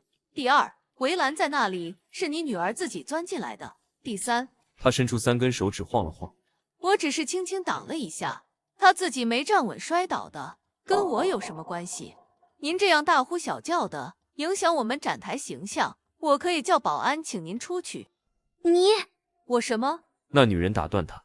您要是觉得委屈，可以去投诉。6号展台，我叫林娜，随时恭候。不过我要提醒您，这种投诉我们见得多了。他说着，目光从徐梦脸上扫过，又落到我怀里倩倩身上，轻笑了一声。孩子嘛，磕磕碰碰很正常，回去哄哄就好了，没必要在这儿闹。想碰瓷，我们有法务。他整理一下自己的套装，语气倨傲。再说了，我们是高端展台，服务的都是高净值客户，不同的资产水平，享受到的服务价值自然不同。您要是资产达标，他微微弯腰，凑近了些，压低声音，但确保周围人都能听见。我跪下来给您舔鞋都行，问题是您配吗？听完徐梦的话，我大概明白了。女儿看见那辆大越野，觉得适合爸爸，想上去看看。围挡拉的是成人高度，红绳子正好在倩倩头顶上面，她压根没注意到。接着那个叫林娜的一把就把倩倩推倒了。我上前一步，把徐梦搂过来，倩倩放回他怀里。我看着林娜，语气平静：“林经理是吧？刚才你说不同净值享受不同服务，我觉得这话有道理。”林娜嘴角扯了扯，以为我要服软，我没理她，转头看向展台里那几个手足无措的工作人员。展台上并排停了5辆车，刚才林娜说有1辆被人定了，剩下4辆还在。我伸手指了指那4辆，这4台我全要了。什么？林娜愣了一下，那几个工作人员也愣了。我重复一遍，4台全款，开单子吧。没人动，我看着他们，怎么怀疑我没钱？我从兜里掏出银行卡，往旁边台子上一放，又掏出刚才在大众展台刷完甲壳虫之后的银行回单，啪的拍在桌上。这是在大众那边刷的回单，你们可以看看。一个扎马尾的年轻女孩犹豫了一下，走过来拿起回单，她看了一眼，眼睛瞬间瞪圆了，下意识捂住嘴，然后抬头看我，眼神完全变了。徐梦这时候顾不上生气了，快步走过来，拉我胳膊：“老公，你真要买？要买也不买他们家的。”我拉着他坐下，拍拍他手背：“听我的。”手续办得差不多的时候，我突然弯腰，把徐梦脚上的高跟鞋脱下来一只，然后往林娜面前一扔。林娜盯着地上那只鞋，脸瞬间涨成猪肝色。林经理，不知道我够不够达到你们高净值客户服务的标准？我问。他嘴唇哆嗦，说不出话。旁边围观的人越来越多，有人在窃窃私语，有人在举着手机拍。我看他不说话，摇了摇头。看来你们公司的服务承诺做得不到位。我转身对那个给我办购车手续的马尾女孩说：“这4台车我退了。”女孩一愣：“先生，这……”林娜的脸色彻底白了。车展期间，为了促进成交，前2天承诺无条件退订，后几天退订也只扣少量定金。只是正常人不会这么干，谁吃饱了撑的买了退，退了买。但现在这条规定成了他的催命符。这时候，一个熟悉的声音从人群后面传过来：“老弟，你怎么在这儿？”刘信荣拨开人群，大步走进来。我转头看他：“刘兄，你怎么也来了？”“我来看车啊。”他走到我身边，看了看地上的鞋，又看了看僵在那儿的林娜。“这是怎么了？”我简单说了2句。刘信荣听完，脸色沉下来。他转头看向那几辆车，目光落在越野车上，愣了一下。这辆……他掏出手机翻了翻，递到我面前。是不是这辆？屏幕上是一张照片，正是这辆越野车，连角度都一样。老弟，这辆就是我订的。你订的？对，准备送你的。他指了指那车。上次你说不换房子，我就想着给你弄辆好点的车。这车我突然留的，明天交车。他转头看向林娜，眼神冷下来。你们推了孩子。林娜脸彻底没了血色。刘董，我不知道。刘心荣没再理他，摆摆手。退了吧，这车不要了。他掏出手机拨了个电话。喂，老张，6号展台那辆墨绿的越野，我订的那台，退了。对，现在退。林娜彻底呆住了。很快，一个穿西装的中年男人匆匆赶来，脑门上全是汗。刘董，发生什么事了？刘心荣说。郑总，你们这经理厉害呀，小侄女要看看车，就被他推倒了。郑总脸都绿了，转头看向林娜，那眼神像要吃人。林娜张了张嘴。郑总，你什么你？从现在开始，你不是本公司员工了。林娜腿一软，瘫在了地上。离开6号展台，那点不愉快很快就被我抛在脑后。刘兴荣陪在我们旁边，一路走一路聊。走到休息区，他忽然停下脚步。老弟，刚才那事儿说到底还是因我而起。今天我一定要送你们一辆车，你们别跟我争。我愣了一下。刘兄，真不用。你不收就是看不起我。他态度坚决，转头看向徐梦。弟妹，你来说，你老公不给我面子，你得给我这个面子吧。徐梦被他突然点名，有些措手不及。他看了我一眼，我微微点头。我们本来想买一辆商务车，20万左右的。20万？刘新荣眼睛一亮。这个简单，交给我了。我对商务车最有研究，保证给你挑辆满意的。他说完就走，走了2步又回头。愣着干什么？走啊！我和徐梦对视一眼，哭笑不得，只能抱着倩倩跟上。刘新荣轻车熟路地带我们直奔梅赛德斯展台。展台中央停着一辆流线型银色商务车，旁边站着个长腿车模，正在配合拍照。刘新荣走过去，看都没看那车模一眼，直接指着车：“就这个了。”然后朝工作人员招手：“过来，开单。”那个长腿车模明显愣了一下，手里的动作都停了。工作人员小跑着迎上来：“先生您好，您确定要这辆吗？”“确定。”刘新荣应了一声，转头就对着徐梦开始游说：“弟妹，你听我的没错，这辆绝对满足你的需求。奔驰大品牌，开出去有面子，商务车空间大，以后拉客户带家人都合适。”他说的头头是道。我看了一眼那辆车，又看了一眼展台上的标识，忍不住笑了。刘兄，你知道这辆车多少钱吗？他眨了眨眼。20万啊，弟妹刚才说的。这是奔驰 AMG， 我指了指标识，不是20万，是200万左右。刘信荣的表情僵了1秒，徐梦吓了一跳。200万，这么贵？不行不行，刘大哥，这太贵重了，我们不能要。刘信荣很快恢复过来，开始装糊涂。啊，你说的不是200万吗？我听差了。见我们都不说话，他索性耍起无赖。行，我承认我故意的，但是20万的东西我送不出手，要送就送这个，你们不收，我今天就赖这儿不走了。他说着往旁边一坐，我看着他那副无赖样，忽然笑了。刘信荣跟着我的信息赚了不少，但他从来不是只进不出的人，反而一直想着怎么回报。这人可以一交。我看了徐梦一眼，他还在那儿推辞。我走过去，拍拍他肩膀，收下吧。他抬头看我，有些惊讶。我点点头。刘兴荣见我点头，立刻从椅子上弹起来，生怕我反悔似的，直接对着工作人员招手：“开单，全款，现在就开。”周末，我开着那辆奔驰 AMG， 带着徐梦和倩倩去参加顾卫东女儿的生日会。别墅区很安静，顾卫东亲自在门口等着。见我们下车，他快步迎上来：“程老弟，弟妹，快请进。”他把一个穿着白色公主裙的小女孩拉到身边：“暖暖，叫叔叔阿姨。”小姑娘长得清秀，但眼神有些躲闪，怯生生地叫了一声：“叔叔好，阿姨好。”还没来得及介绍，倩倩忽然眼睛一亮，她主动走过去，拉起暖暖的手：“你叫暖暖呀，我叫倩倩，我们去玩吧。”两个小丫头手拉手，嘀嘀咕咕说着什么，跑进院子里去了。暖暖愣了愣，看向顾卫东，顾卫东笑着点头，他才轻轻嗯了一声。徐梦在旁边脸色有点不自然，小声跟我说：“倩倩这孩子怎么这么没礼貌？”我笑了，挺好的，越来越活泼，有点社牛潜质。顾卫东却高兴地直拍手：“太好了，太好了！自从暖暖找回来之后，我就觉得这孩子太内向了，老是自己待着，不爱跟人玩。现在能跟同龄女孩玩到一起，太好了。”徐梦听了，眼里闪过一丝疑惑，看了看我，我只是淡淡笑了笑，没多问，这是人家的私事。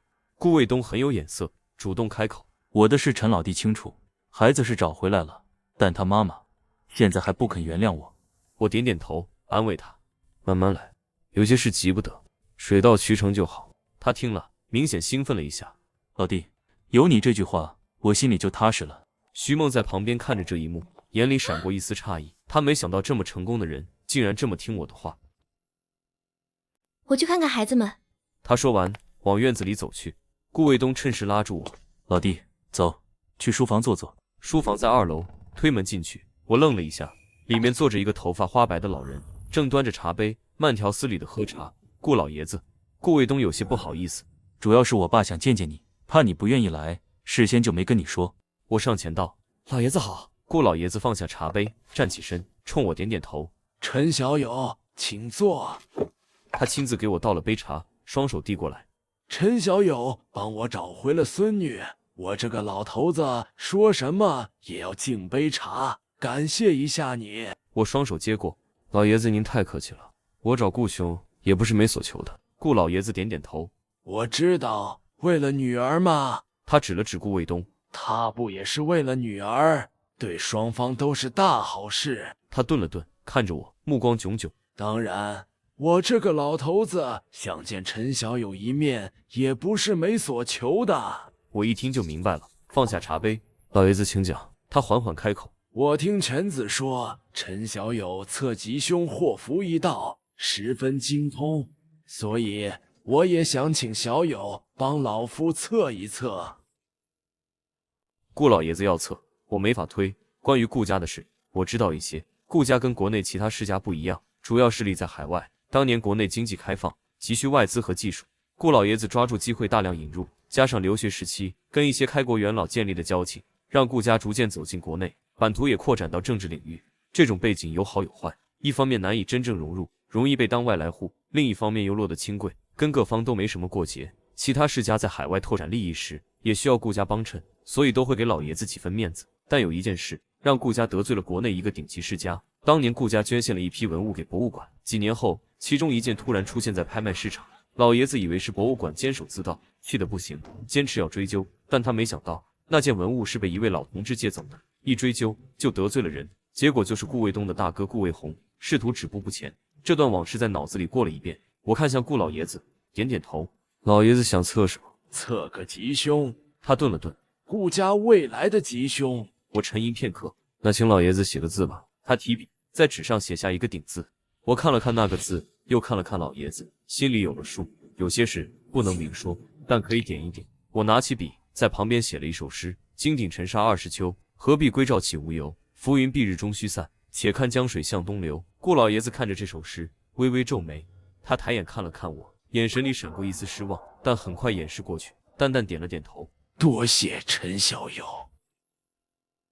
他把纸条折起来，对顾卫东说：“准备一份谢礼，替我谢谢陈小友。”我站起身，摆摆手：“老爷子太客气了，礼物就不用了，1个字而已，不值得。”说完，我转身告辞，走出书房。我心里清楚，老爷子大概觉得我故弄玄虚，无所谓，有些事点到为止就好。早上起来，徐梦先去万家汇的水果超市，我负责送倩倩去幼儿园。结果她去了没多久，电话就打过来了。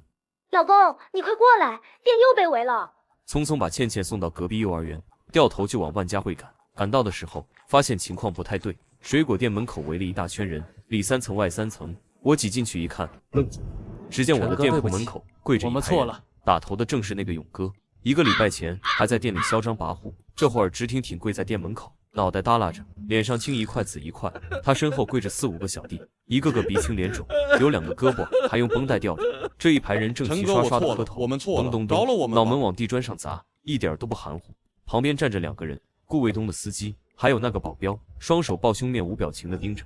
围观的人群炸了棚。这不是勇哥吗？怎么跪这儿了？这水果店的老板娘什么来头？勇哥都给她跪了。不知道啊，看着挺年轻一女的，没想到这么硬茬。我顾不上听他们嚼舌根，赶紧往店里走。徐梦坐在收银台后面，脸上没什么表情，就那么坐着。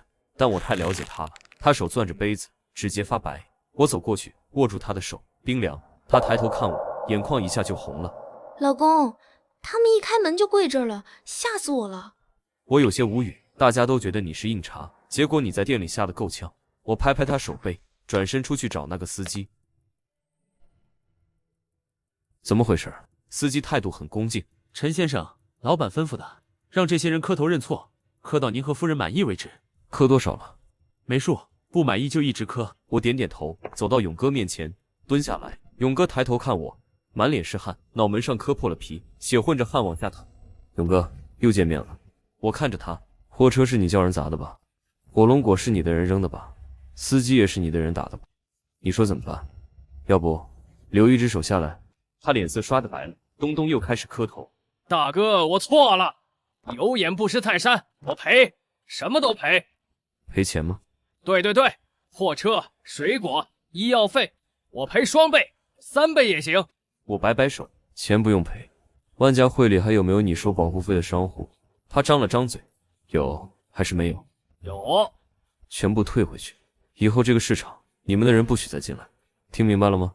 他疯狂点头。明白，我这就退。以后我的人再敢踏进万家汇一步，我自己把手剁了。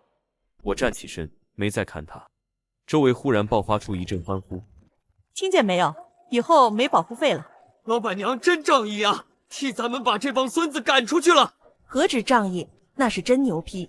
勇哥横了几年了，谁敢惹？我以后买水果就认准这家老板娘了。我听得一愣，明明是我在这儿谈下来的，是我让勇哥退钱的，是我把人赶出去的，这帮人怎么个个都在感谢老板娘？我回头看了一眼徐梦，她还坐在收银台后面，脸上的惊吓还没退干净。行吧，老板娘就老板娘吧，反正晚上老板娘也还是要陪老板的。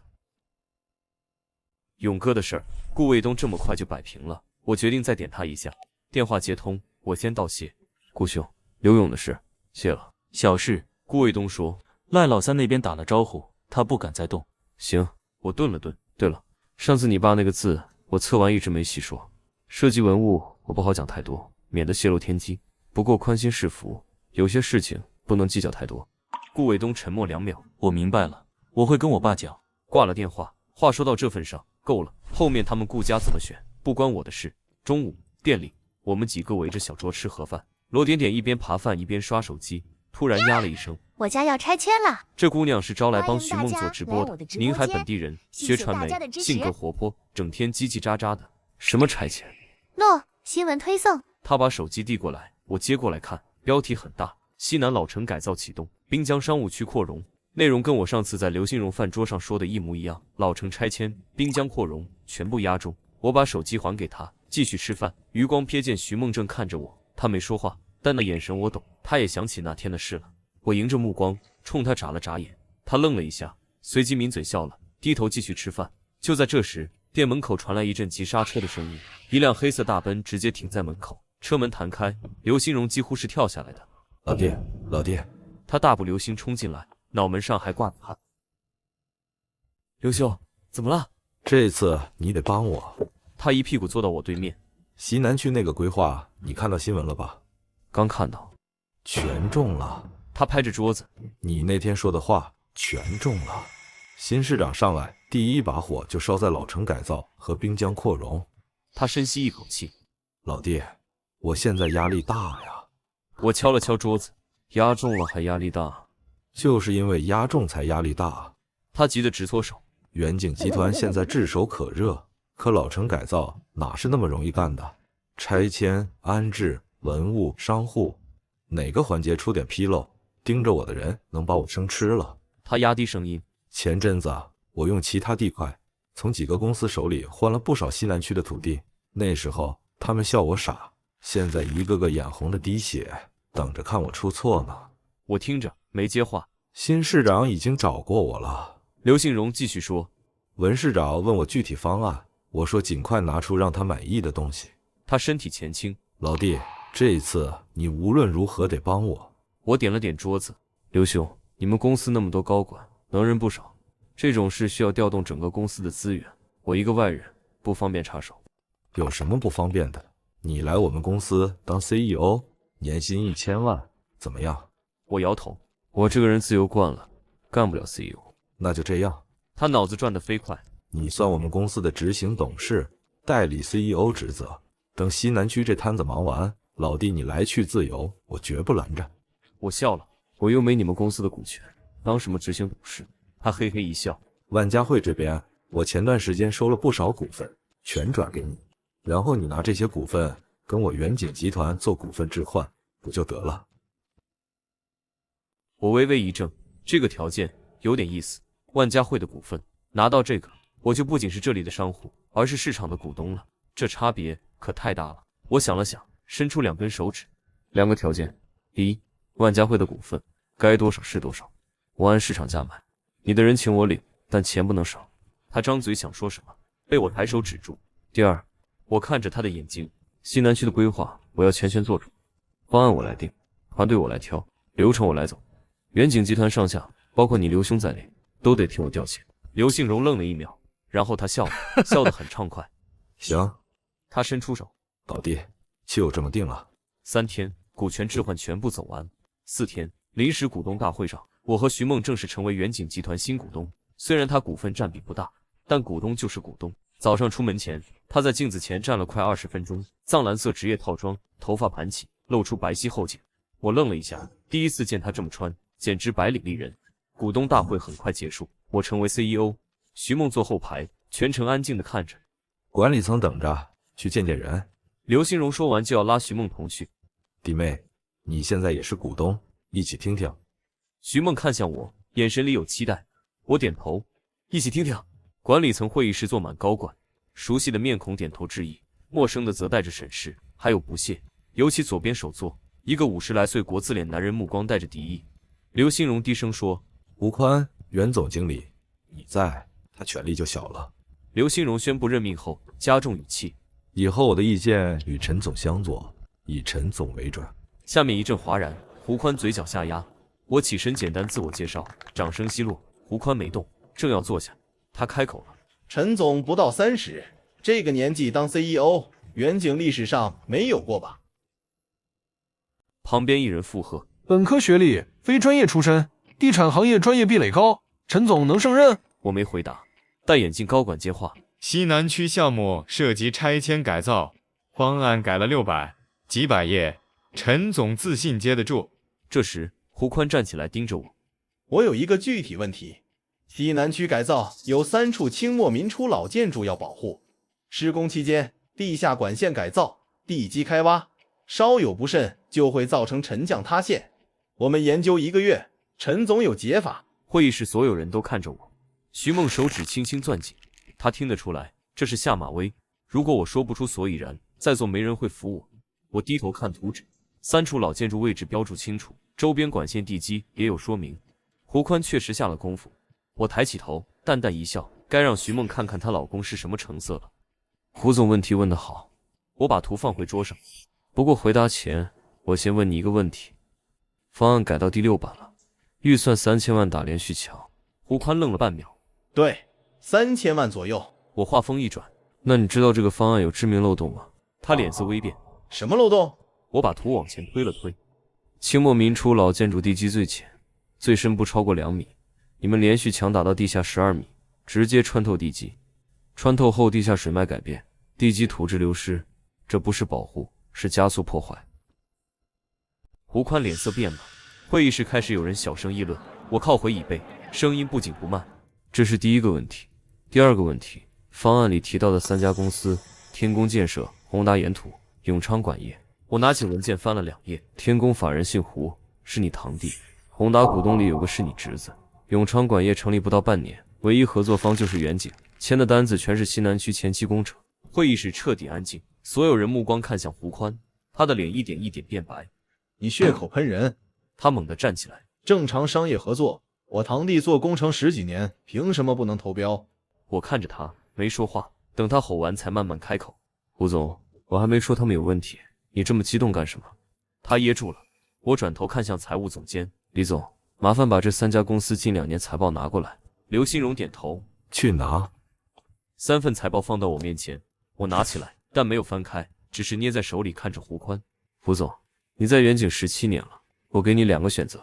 第一，你现在辞职，我当什么都没发生过，这财报我不翻开。第二，我翻开财报，接下来你就不是面对我，而是面对法律程序。会议室死一样安静，所有人都在等。他站在那里，双手撑着桌面，1秒、2秒、3秒，慢慢低下头。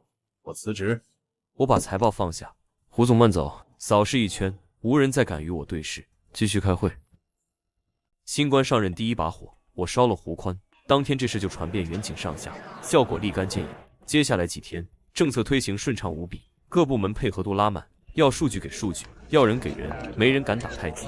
我带着团队连轴转了1周，终于拿出成果。方案成型那天下午，我把团队叫齐，从头到尾过了一遍。讲完，会议室安静了几秒，不知谁先鼓掌，掌声越来越响，连成一片。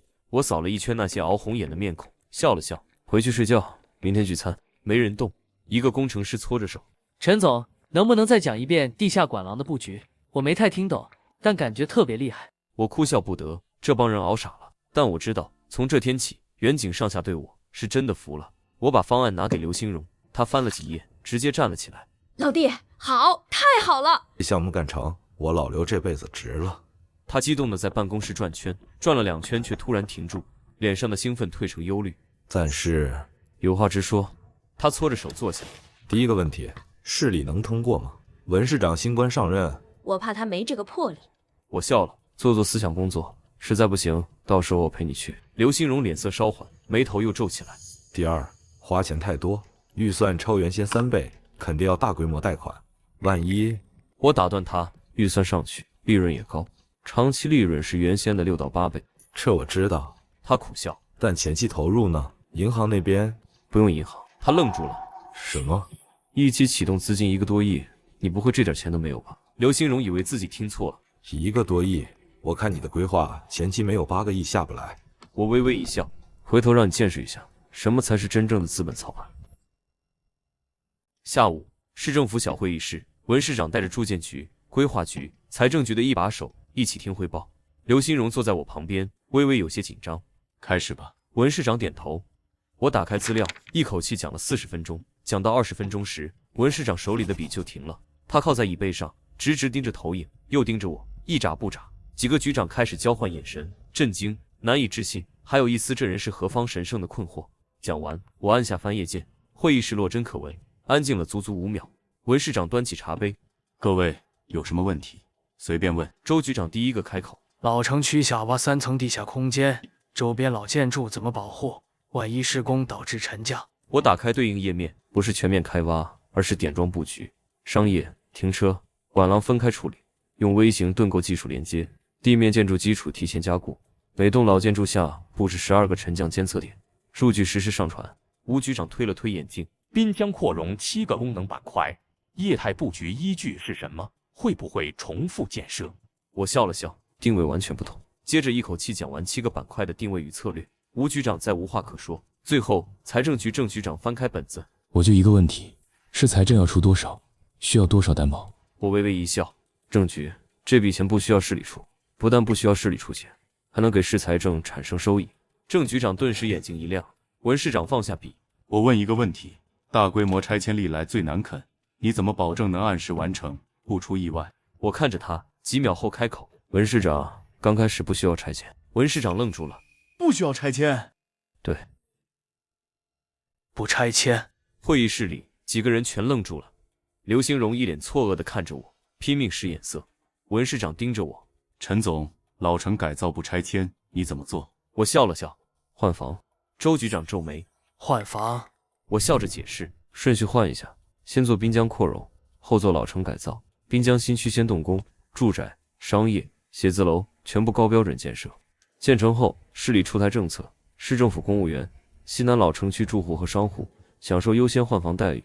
我顿了顿，换房顺序抽签决定，抽中的用老房子换新房子，按面积补差价，差价按成本价算，远低于市场价。会议室安静了几秒，吴局长瞪大眼睛，你是说让他们自愿搬？对，我点头，不是我们拆，是他们自己想换。老城区什么条件，滨江新区什么条件，新房子新环境新配套，差价还不高，换你换不换？郑局长问。那不愿换的呢？愿意的走了，剩下的自然好谈。我笑了笑，人少了，诉求就简单了，到时候再谈拆迁，难度降80%。周局长张着嘴，半天憋出一句：“那是公务员呢，也享受。”对，公务员带头，老百姓看着才有积极性。第一批换房的肯定是他们。我说完，扫了一圈，没人说话，所有人都瞪着眼睛，像看怪物一样看着我，眼神里的潜台词我懂，还能这么玩？文市长站起来，方案我们研究一下，尽快答复。他送我们下楼，一直送到车边。上车前，又伸出手和我握了握，另一只手抬起来，在我肩上重重拍了2下，没说话，但那意思我懂了。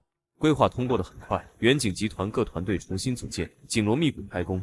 我每天连轴转，看图纸，开会，协调资源，一切都按计划推进。但我没想到的是，这份规划先戳破了宁海有史以来最大的庞氏骗局。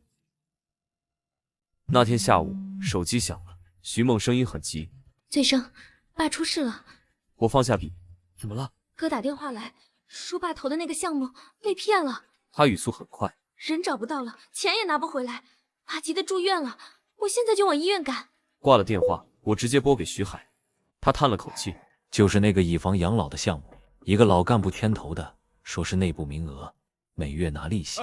前几个月确实发钱了，爸还挺高兴。”他顿了顿，结果前几天不知道哪个杀千刀的搞了个抽签换房计划，说是市里给公务员和老城区优先换房。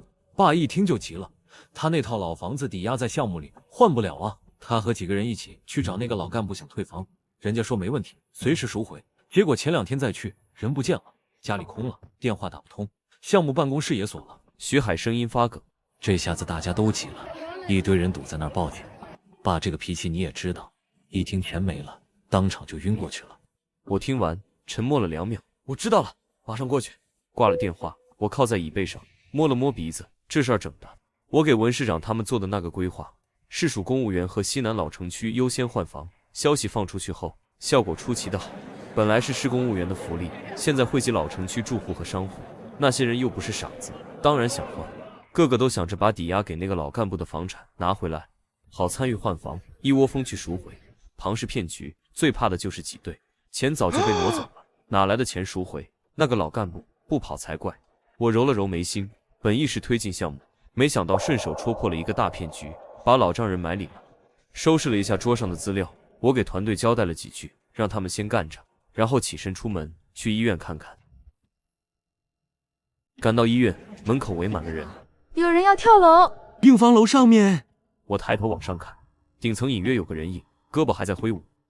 手机响了，徐梦的声音又急又颤：“醉生，爸他想不通，要跳楼。”我心里一紧，上面那个是我老丈人。你在哪儿？楼后面东侧，你快来！我绕过人群，快步跑到楼后，现场拉起警戒线，消防车、警车停了一片，充气垫正在铺设。徐梦站在边上，脸色煞白，看见我就扑过来，他眼眶通红。我们一个没注意，他就从病房跑出来了，100万还有房子全没了，他受的刺激太大，想不开。我抬头看楼上，那个身影已经跨过栏杆，站在最边缘，旁边徐海一屁股坐在地上，丈母娘被2个女警扶着，哭得站不稳。我看向一个年轻女警：“现在什么情况？”“您是家属。”“他女婿。”他眉头紧锁。当事人情绪非常激动，手里有刀，那个栏杆锈得厉害，随时可能撑不住。我们的人要过去，他看得见。谈判专家上去一个，效果不理想。话音刚落，楼上传来惊呼，我猛地抬头，徐正奇已经翻出栏杆，站在最外沿那条窄边上。“爸！”徐海喊着，丈母娘两眼一翻，软倒下去。徐梦腿一软，我一把捞住她。“醉生，醉生！”她抓着我，眼泪止不住，把她扶到旁边坐下。我转身就走。“你干什么？”女警拦住我。“我上去跟他谈。”“不行，太危险。”“我有办法。”我绕过她，直接往楼梯跑，一口气冲上顶楼。天台上的风很大，谈判专家站在10米开外，举着手：“徐老先生，钱没了可以再挣，命没了什么都没了。”徐正奇背对着他，站在栏杆外面，挥着刀：“别过来，再过来我马上跳。”我走过去，拍拍谈判专家的肩膀：“我是家属，我来。”他愣了一下，慢慢退后。我往前走了2步，停下。“爸！”徐正奇身体一震，慢慢转过头，看见是我，他眼睛里的血丝更红了。“你来看我笑话？”“我来看你跳楼。”他愣住了。“你不是要跳吗？”我往前又走了1步，我站着看着你跳。你！他浑身发抖，刀尖指着我。陈醉生，我落到今天这个地步，都是因为你。我点头，对，因为我让你投资的，我让你把房子抵押的，我让你相信那个老骗子的。他张了张嘴，说不出话。我又往前一步，100万没了，命也不要了。你跳下去，钱能回来。他嘴唇哆嗦着，那是我一辈子的积蓄。所以呢，我打断他，你死了，你老婆怎么办？你儿子怎么办？你女儿就在下面，你跳下去，她亲眼看着你，想过她以后怎么做人？他握着刀的手抖了一下。爸，你不是一直想让我跟你女儿离婚吗？我慢慢走近，现在机会来了。你拿着刀，我站在这儿，你跳下去之前先砍我一刀，就当给你自己报仇。他瞪着我，你不是恨我吗？我摊开手，来呀，反正你也不活了，拉着我一起垫背，一了百了。你以为我不敢？他猛地挥起刀，楼下传来尖叫声，我没动，盯着他的眼睛，敢就来，砍完再跳。黄泉路上有个伴儿，不寂寞。他的刀停在半空，手臂抖得厉害。我又往前一步，现在离他只有3米。救生垫已经铺好了，橘黄色的，在楼下像一块小小的创可贴。爸，我声音放轻，你女儿就在下面，你听听，她在喊你。风里隐隐传来徐梦的哭声，徐正奇的手臂抖得更厉害了，眼眶里滚出泪来。你想过没有？我盯着他，你要是死了，倩倩以后问起来外公去哪儿了，我怎么跟她说？说外公被人骗了钱，想不开跳楼了。他才5岁，会有心理创伤的。他的刀慢慢垂下来，就这一瞬间，栏杆发出嘎吱一声，锈断了一截。他身体一晃，我没犹豫，一步冲上去，左手抓住他握刀的手腕，右手死死抱住他的腰，下去。我用尽全力往后一仰，2个人从栏杆上栽下去，风声呼啸，无数尖叫声从下面涌上来，然后砰闷响，眼前一黑，不知道过了多久。我睁开眼，橘黄色的救生垫就在身下，旁边徐正奇仰面躺着，瞪大眼睛看着天，一动不动。有人把我扶起来。先生您怎么样？伤到哪儿没有？我没答话，低头看自己的左臂，血顺着胳膊往下淌，刀划的那一瞬间，他的刀没完全放下。醉生，徐梦冲破警戒线，跌跌撞撞跑过来，他跪在救生垫上，看着我胳膊上的血，整个人抖成一团。你怎么那么傻？你怎么那么傻？他想碰又不敢碰，手悬在半空，眼泪大颗大颗往下砸。你知不知道刚才你从上面掉下来的时候，我……他说不下去了，一把抱住我，放声大哭。没有你，我和孩子怎么办？我抬起没受伤的右手，轻轻拍他的背，没事，皮肉伤。他还是哭，越哭越凶。旁边医护人员冲过来，把我按在担架上。被抬走之前，我回头看了一眼，徐正奇也被人扶着坐起来，浑身软得像一滩泥，目光怔怔地看着这边，看的方向不是我，是他女儿，跪在救生垫上，抱着我，哭成一个泪人。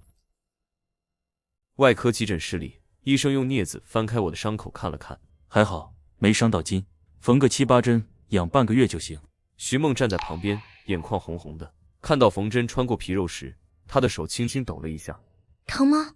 不疼。缝合包扎完，我动了动胳膊，还行。徐梦依旧站在原地不肯走，直到徐海进来说：“梦梦，妈让你过去一趟。”徐梦看了我一眼，去吧，我在这等你。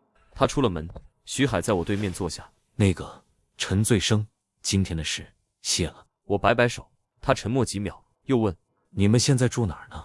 花园洋房。他愣撇撇嘴：“花园洋房，你就吹吧，说你住公园我还信。”话说到一半，他目光落在我胳膊的纱布上，后半句咽了回去。我看着他，嫁鸡随鸡，嫁狗随狗。你妹妹愿意跟我住公园，跟你有什么关系？他被噎得够呛，起身走到门口，又回头。妈让我跟你说一声，现在房子没了，钱也没了，你们想回去也不行了，自己好自为之吧。我点点头。我们搬出来就不会再回去了。你跟爸妈说庞氏骗局爆了，钱估计拿不回来了，但房子没长腿，跑不掉。等案子结束，应该能回来。回家休养半天，第2天照常去了公司。下午开项目推进会，一切按计划推进。散会后，刘新荣把我拉进办公室。老弟，项目头期资金该考虑了，账上能调动的就2个多亿，按你的方案，第1期得8到10个亿。要不要向银行贷款？如果贷款，最好让文市长跟银行打个招呼。不用。我摇头，从包里拿出一张纸推到他面前，帮我开好账户，国内和国际期货账户。他眼睛瞪大，炒期货那玩意风险多大你不知道，万一亏了。我笃定地说，放心，不亏，赚钱不找市长，找市场。账户开好告诉我，其他的你看着就行。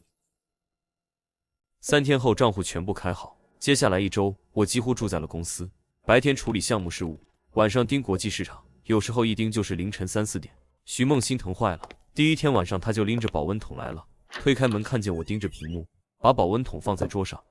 排骨汤，喝完再忙。我抬头看他，身后探出一个小脑袋。爸爸，妈妈说你受伤了，还要工作，我来监督你。倩倩跑过来凑到我身边，我笑了。好，监督。徐梦在旁边坐下，看着屏幕上一堆花花绿绿的线，皱眉。这些东西看得懂吗？我一笑，你老公本事多着呢。那天晚上他们待到10点半，此后每天都来，保温桶里的东西每天不重样。刘杏荣也不回家睡了，他让人在隔壁收拾了一间，晚上就跟着我一起盯盘子，看不懂就坐在旁边时不时问一句有动静没？我说还没有，他就继续等。第3天晚上，他把行政经理叫过来，安排人2班倒，夜班3倍工资，保障陈总这边。20分钟后，咖啡茶点送进来，刘欣荣靠在沙发上嘀咕：我这董事长都没享受过这待遇。我盯着屏幕没理他。财务总监李总曾为此事专门来找过我，语重心长地说：陈总，2个亿不是小数目，高杠杆高波动，稍有不慎本金可能一夜归零。公司正在推进西南区项目，如果这笔资金亏损，项目进度会受影响，银行授信也会出问题。他说的很有道理，我笑了笑。李总说的这些我都知道，但我的玩法你们不了解，看着就是了。刘兴荣沉默几秒，一摆手，按陈总说的办。李总深吸一口气，点头，转身出去。第6天晚上，屏幕上的线开始动了，我盯着那几个数字，手指在键盘上轻轻敲了几下。刘兴荣凑过来，开始了。快了。他点点头，等了这么多天，终于来了。盘面动了，我盯着屏幕，开始敲击键盘。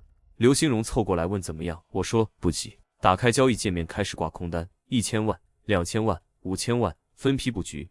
他看着跳动的数字，喉结滚动。第1天没跌，第2天反弹，空单浮亏，他坐不住了，在房间来回转圈，气氛十分压抑。第3天晚上，我盯着盘面，刘兴荣在沙发上闭着眼。门开了，一个小姑娘端着托盘进来，咖啡茶点摆得整整齐齐。刘兴荣被惊醒，看了她一眼，问：新来的？她说是行政部新招的，叫许莹莹。刘兴荣一愣，许莹莹，赢2次，这名字好啊。我忍不住笑了，人在紧张的时候，什么都能当成精神寄托。我说：许莹莹，从现在起，你是我秘书。她惊呆了，但马上反应过来。好的，陈总，我一定干好。又过了1天，盘面终于动了。K 线掉头向下，一根阴线吞掉前3天的涨幅，浮亏开始收窄。刘兴荣盯着屏幕，眼睛都不敢眨。傍晚收盘，账户持平，他长长舒了口气，瘫在沙发上说：老弟，我这心脏快受不了了。我说还没开始呢。他一下坐直了，说：这还没开始。我点头。第2天白天公司例会，各部门汇报进度，最后提到材料采购。工程部经理站起来说：2期工程马上进场，钢材水泥得提前订。现在价格还行，再过半个月可能又涨。刘兴荣看向我，我摇摇头说：再等3天。工程部经理急了说：陈总耽误工期就是增加成本，到时候材料涨价，人工也得加钱。我说等3天。他张了张嘴看看刘兴荣，刘兴荣一摆手说：听陈总的，散会。晚上盘面沉闷，窄幅震荡，没什么动静。刘兴荣靠在沙发上，眼皮越来越沉，最后彻底睡着。我盯着屏幕，也有点困。门轻轻开了，许莹莹端着托盘进来。门开的那一瞬间，屏幕上的数字突然跳了一下，一根大阴线直接穿透支撑位。我眼睛一亮，来了，忍不住转头看了许莹莹一眼。这丫头有点玄学，门一开，行情就发动了。刘兴荣被惊醒，揉着眼睛坐起来问：怎么了？我说：过来看。他一个机灵，直接从沙发上弹起来，窜到电脑前。屏幕上的数字正在疯狂跳动，一根接一根的阴线往下砸。账户里的数字开始翻倍，2个亿变成4个亿，4个亿变成5个亿。刘兴荣瞪着眼睛，嘴巴张着，一个字都说不出来。他下意识端起旁边的咖啡，喝了一口，烫得直咧嘴，但眼睛没离开屏幕。他声音发颤说：老弟，要不要平仓？差不多了吧？我说：急什么？我打开交易界面说：不但不要平，还要加码。他脸抽了一下说：还加2个亿变5个亿，我已经知足了。我点了几下鼠标，又加了2成仓位。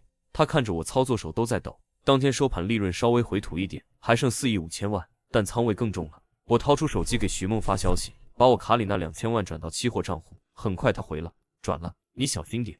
我笑了笑，把手机放到一边。第二天白天，刘兴荣一整天都魂不守舍，好不容易熬到晚上8点、9点、10点，还没开盘，盘面已经开始提前反应，集合竞价阶段价格直接跳空低开，然后一路向下。刘兴荣盯着屏幕，整个人像被钉在椅子上，一动不动。我打开账户，利润17亿。他咽了口唾沫说：“老弟还不平？”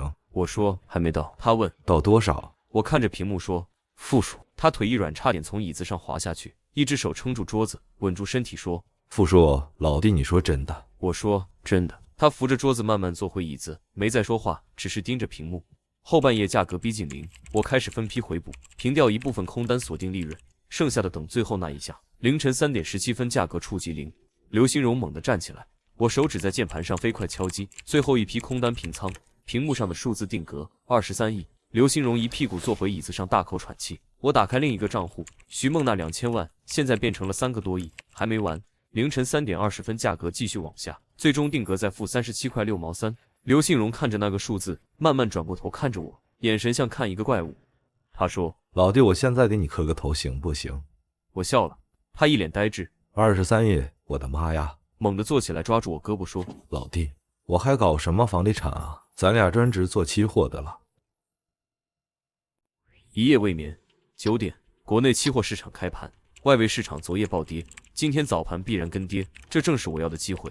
我打开交易界面，开始挂单，螺纹钢、热卷、玻璃、水泥，凡是项目用得着的全挂，价格低得离谱。另一个账户里，我早已平掉空单，在0美元附近反手买入了原油多单，现在油价还在10美元以下，比矿泉水便宜，但我知道用不了多久，北方那场战争就会推高油价至130美元，现在买等于捡钱。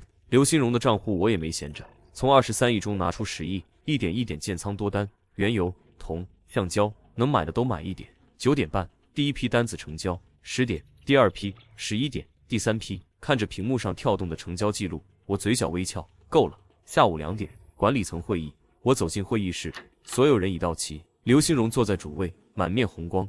陈总来了，坐。我落座，扫视一圈，财务总监李总、工程部经理、营销总监、几位副总全在。刘兴荣清了清嗓子，开门见山：“一期的资金有了。”众人面面相觑。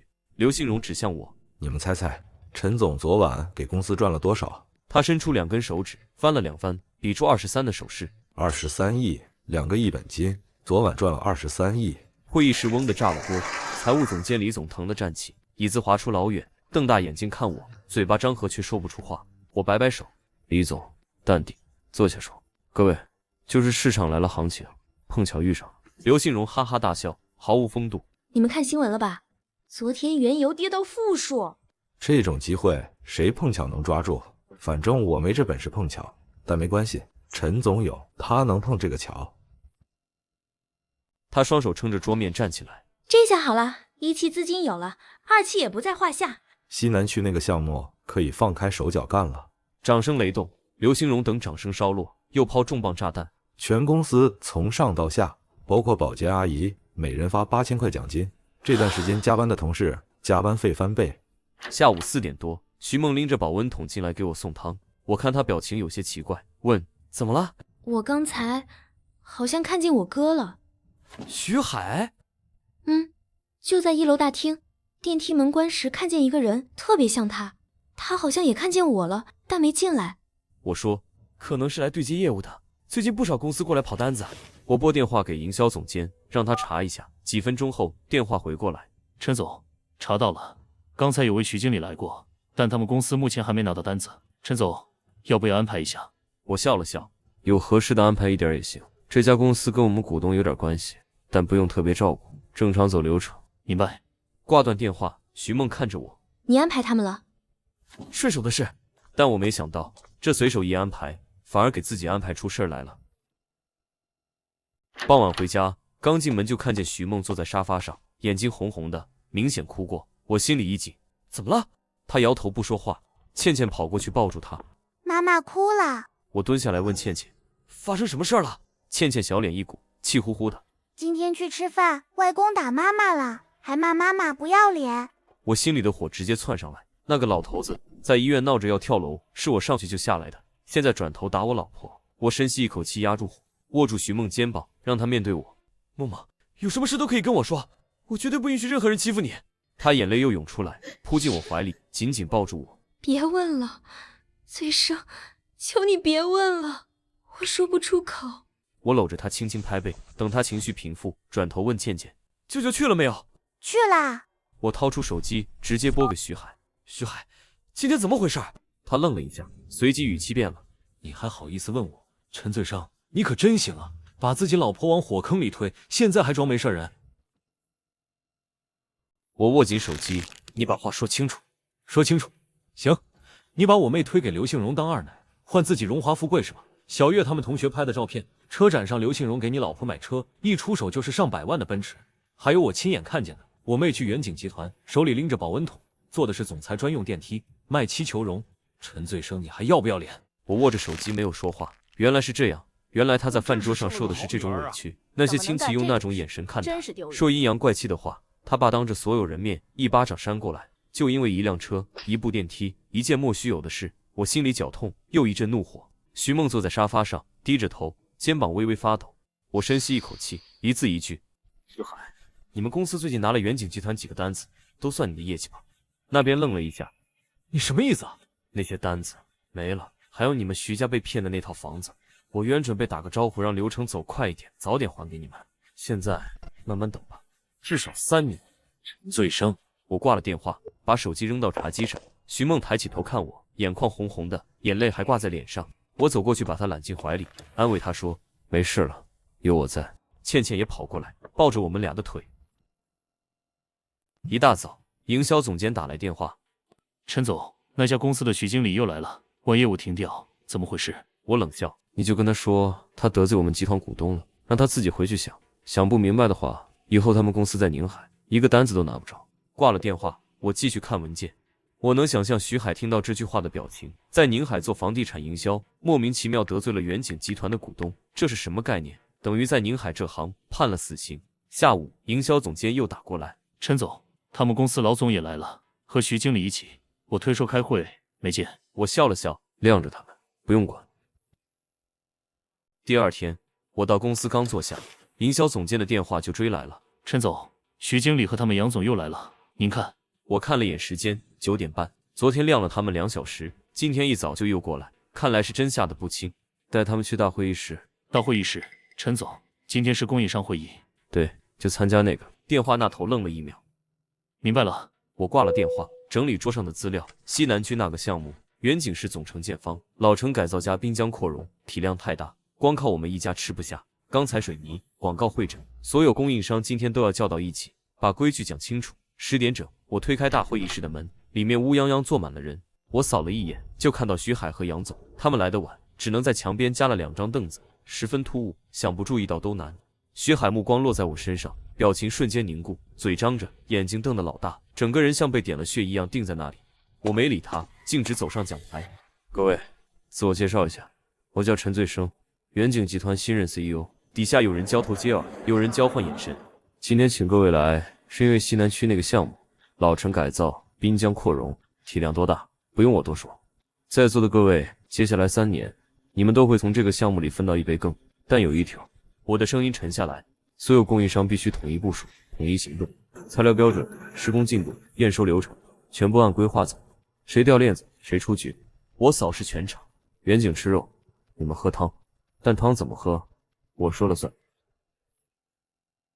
台下安静几秒，然后有人开口：“陈总放心，我们肯定配合。”陈总尽管吩咐，我们跟着干。声音越来越响，每个人脸上都写着兴奋。回到办公室，刚坐下不到10分钟，许莹莹电话来了：“陈总，有一位杨总和徐经理求见。”让他们进来。门开了，杨总满脸堆笑，一进门就伸出手：“哎呀，陈总，上次在您公司见到您，我就觉得您不同凡响，没想到这才多久，您就成了远景的 CEO 了，真是年轻有为。”我握住他的手摇了摇：“杨总，客气了。”徐海跟在后面，站在门口，进也不是，退也不是，我看都没看他。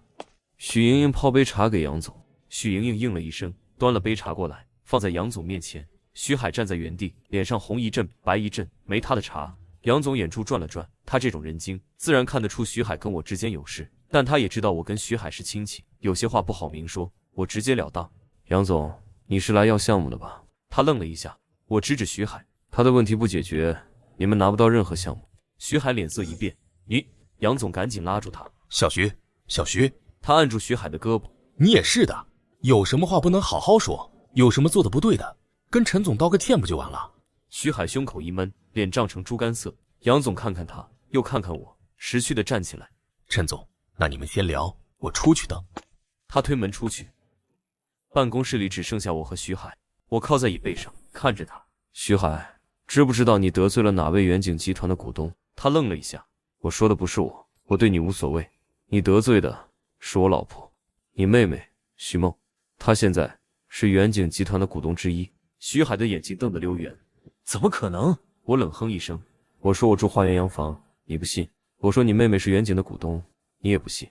那刚才在大会议室里看到的是什么？还有现在你站在这里看到的又是什么？他的喉结滚动了一下。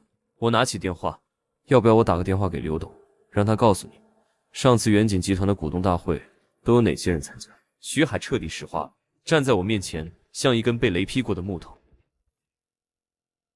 晚上，倩倩睡了，徐梦洗完澡钻进被子，紧紧贴着我，我伸手搂住她，沉默片刻，她轻声说：“醉生，谢谢你。”谢什么？她没答，只把头靠在我胸口。有时想想，像做梦一样。咱们家现在这样，倩倩好了，生意好了，住的也好。顿了顿，就是想起结婚那时候，有点心酸，办得太简陋了。你家里没人来，我爸妈又那态度，连个像样仪式都没有。他把脸埋在我胸口，没再说下去。我搂着他，没说话，心里却动了什么。结婚时我还没重生，原主那个烂赌鬼根本没把婚礼当回事。徐梦顶着全家反对硬嫁，一个人撑完寒酸的场子。现在他这么说，我应该补他一个婚礼，就当我重新娶她一次。想到这里，感受到他靠在我胸口的温度，心里竟隐隐激动起来。说办就办。第二天周日，我起了个大早，徐梦还在睡，我亲了亲她额头，出门直奔宁海最老的珠宝店，专做定制。店长听我说完要求，拿出一个盒子。陈先生，您运气好，我们刚收了一颗5克拉的地色无瑕钻石，比例是切工，火彩极好。盒子里是一颗裸钻，灯光下纯净的像一滴凝固的水。这个料子极好，就是一直没找到配得上它的客人。您要的话，我们现在开炉，现场加工。多久？3个小时。我点头，开吧。2个小时后，一颗完美的圆形钻放在黑绒布上，每个切面都折射出细碎的光，像把一颗星星攥在手里。回到家，徐梦刚起床，穿着睡衣在客厅里晃，倩倩趴在沙发上画画。我走过去，单膝跪下，掏出戒指盒，打开。徐梦，她愣住，上次婚礼不算，这一次是我，陈醉生要娶你。她捂着嘴，眼泪一下子涌出来，说不出话，只是点头，拼命点头。倩倩从沙发上跳下来，扑过来，妈妈哭了，爸爸，你欺负妈妈。徐梦哭着笑，不是欺负，是……她说不下去了，只是紧紧抱住我。我把戒指套在她无名指上，刚好